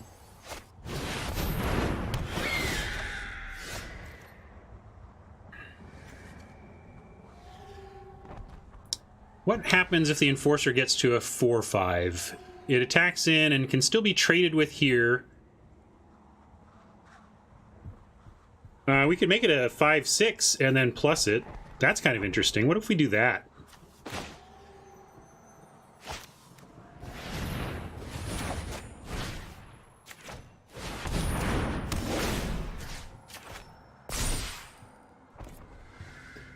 And I know I have flash, but I got to do this now. Well, I can do it. I can do it at instant speed still. That's what I should do.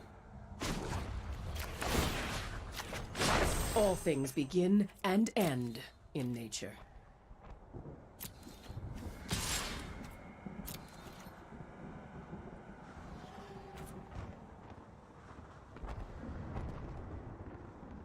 Slightly worth not playing the bully here since they didn't block. And then we have the option of bully as a combat trick or Law Rune plus pouncing.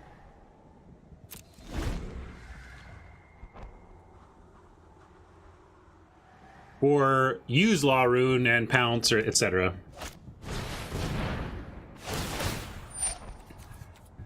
All right, anything we can do about that matters? Not really.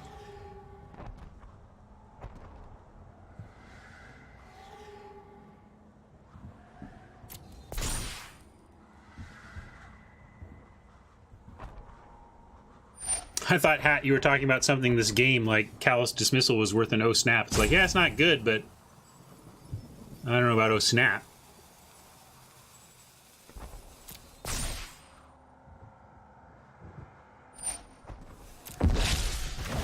Callous Dismissal, MVP of this format. Ooh, that's where we lose. I think we had some options before Angrath showed up to thank you, Vivian, for your service.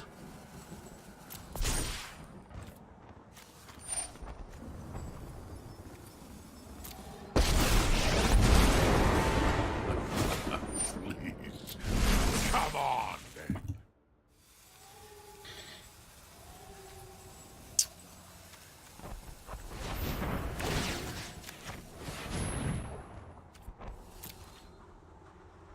See what they do here. Might even be able to save Vivian still, depending on their attack suite. Probably not, though. I assume they're going to come in with the 4/4, and not too much weak. I mean, we can bring in the Pouncing Lynx here.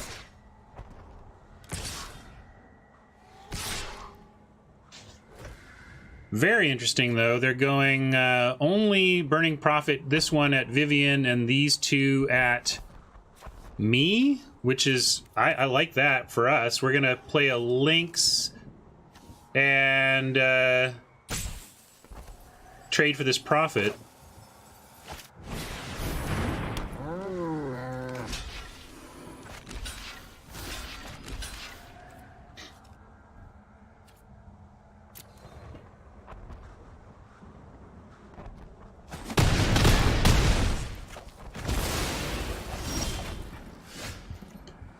Okay. Okay. Okay. Okay. Okay. Okay. I feel like we need to kill Ongrath, but also play defense. Maybe we just need to get value out of Vivian right now and get something else. What can we Prison Realm to the best effect? I think we just need to do Ongrath, right? Like, we can't... Ongrath needs to go down now, and we could do that... Now, the only way we can make that happen is with the Prison Realm. So... we could also Prison Realm the Eternal and have better attacks. I'm going to take this pause here. Because if we Prison Realm the Eternal and send in... Now, Ongrath just has the potential to live there. Yeah, we can flash in Bully after blocks.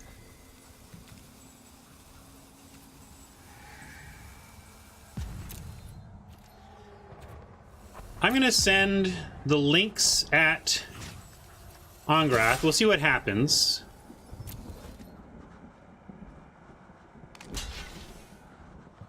Okay.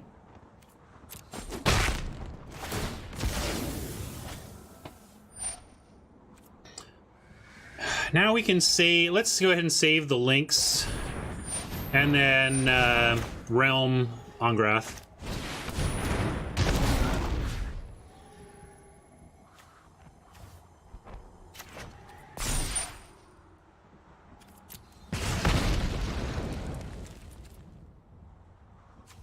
I am going to get some value out of Vivian here. I think we can't really protect her enough now. Let's see if we can. If we go after Ongrath, then we have 3 blockers, but 2 big flyers. One of them has to be a chump. I think we minus Vivian. Strike now! Strike hard!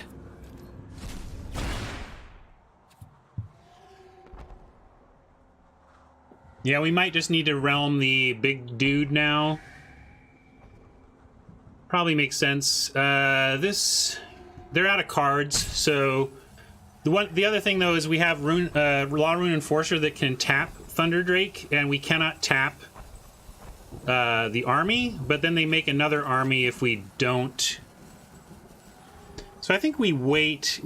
I don't think we realm the flyer because we have the enforcers for that. I do think we need to realm the Ongrath so that if Ongrath had no ability to make more armies, I would go after the army, but I'm gonna get rid of this Planeswalker.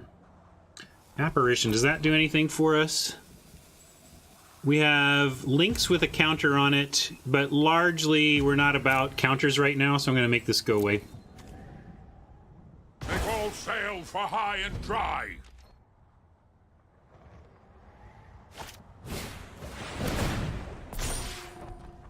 Let's watch the scry. Hopefully bottom.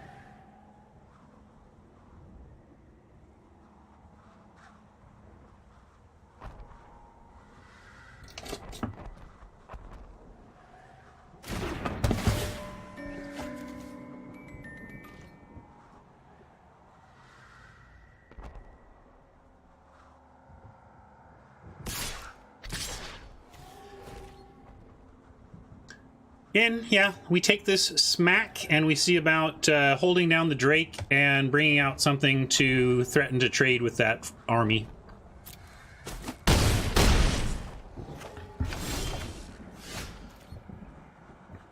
I can't cast all of this, and really I want Enforcer plus Law Rune activation. Lots of enforcers. I didn't realize we'll have to keep that in mind for deck names. Enforcer Griffin, Law Rune Enforcer. This could have been the enforcers. Pouncing enforcers. Any attacks? Let's not get lazy on that front. If we're not blocking with this Lynx, we could attack with it. If we are blocking, how are we blocking? We can block the Eternal. We're tapping the Drake. And we put Bully and Griffin on here. And so yeah, I like attacking with the Lynx.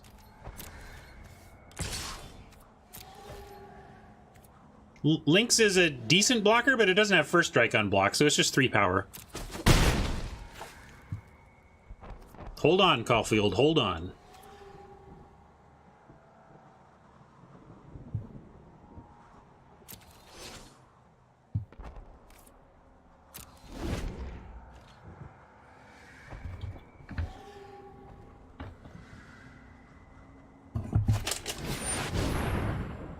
Yikes. Really wish we could tap that army. Gonna have to start chumping with that army. Or chumping that army, not with it. Oh, oops. I also clicked through. And I'm an idiot. Now we're going to 1. Because I forgot to tap. Do we have... Maybe we need to go for the trade blocks here. But then we lose to Eternal. Oh, so bad, Ryan. Idiot's a little harsh. I'm pretty harsh on myself for stupid mistakes like that. Where's Dionysus to start the punt train? Yeah, maybe we can just tap blockers and win. Can I still cast this at instant speed? No, I can only do that when Vivian's around. But if we go 3, 4, 5, that's not even enough to kill it. So yeah, we're chumping here. I need to stop worrying about that. Chumping there. Thank you, Draconis. Dionysus somewhere out there feels a little more at ease than he did 5 seconds ago.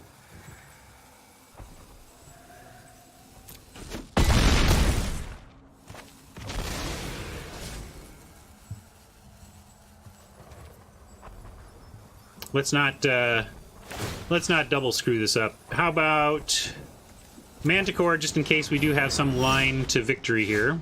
Okay, there we go. Stinger makes itself useful, and I think we can dump everything and get... Oh, we can't. We have that activation choice again. All right, let's plan out the turn, Ryan, before you cast anything. We have trade. Really need to tap that Drake. So we're gonna have to chump. We're gonna leave the Lynx back now. In fact, we'll do Stinger, Lynx, and try and have something to... The 2 Lynxes can threaten to trade with the Manticore. So here we've got double block on Manticore, single block on Army, single block on Eternal, tap the Drake, and eat the Prophet. So then I think we have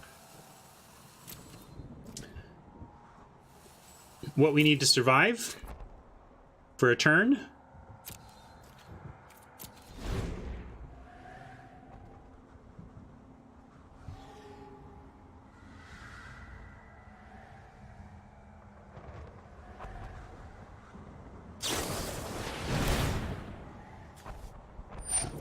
Man, I was thinking we might be able to pull this out, but that's super rough. That is going to cost us. Because now we just have chumps we have to make. I think this is where our run ends. But we're well after noon and we have our 3 wins, so I'm pretty pleased. Not pleased with that. Yeah, we're still not there yet, but we can, I mean, wait, where did they put this? This is on that. Yeah, we're beyond deaders, but we'll see what we can chump, here.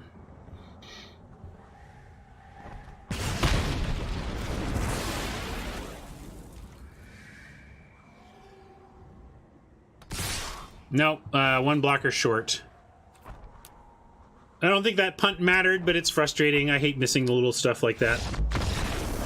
It just makes you, well, feel like an idiot, which is what I called myself.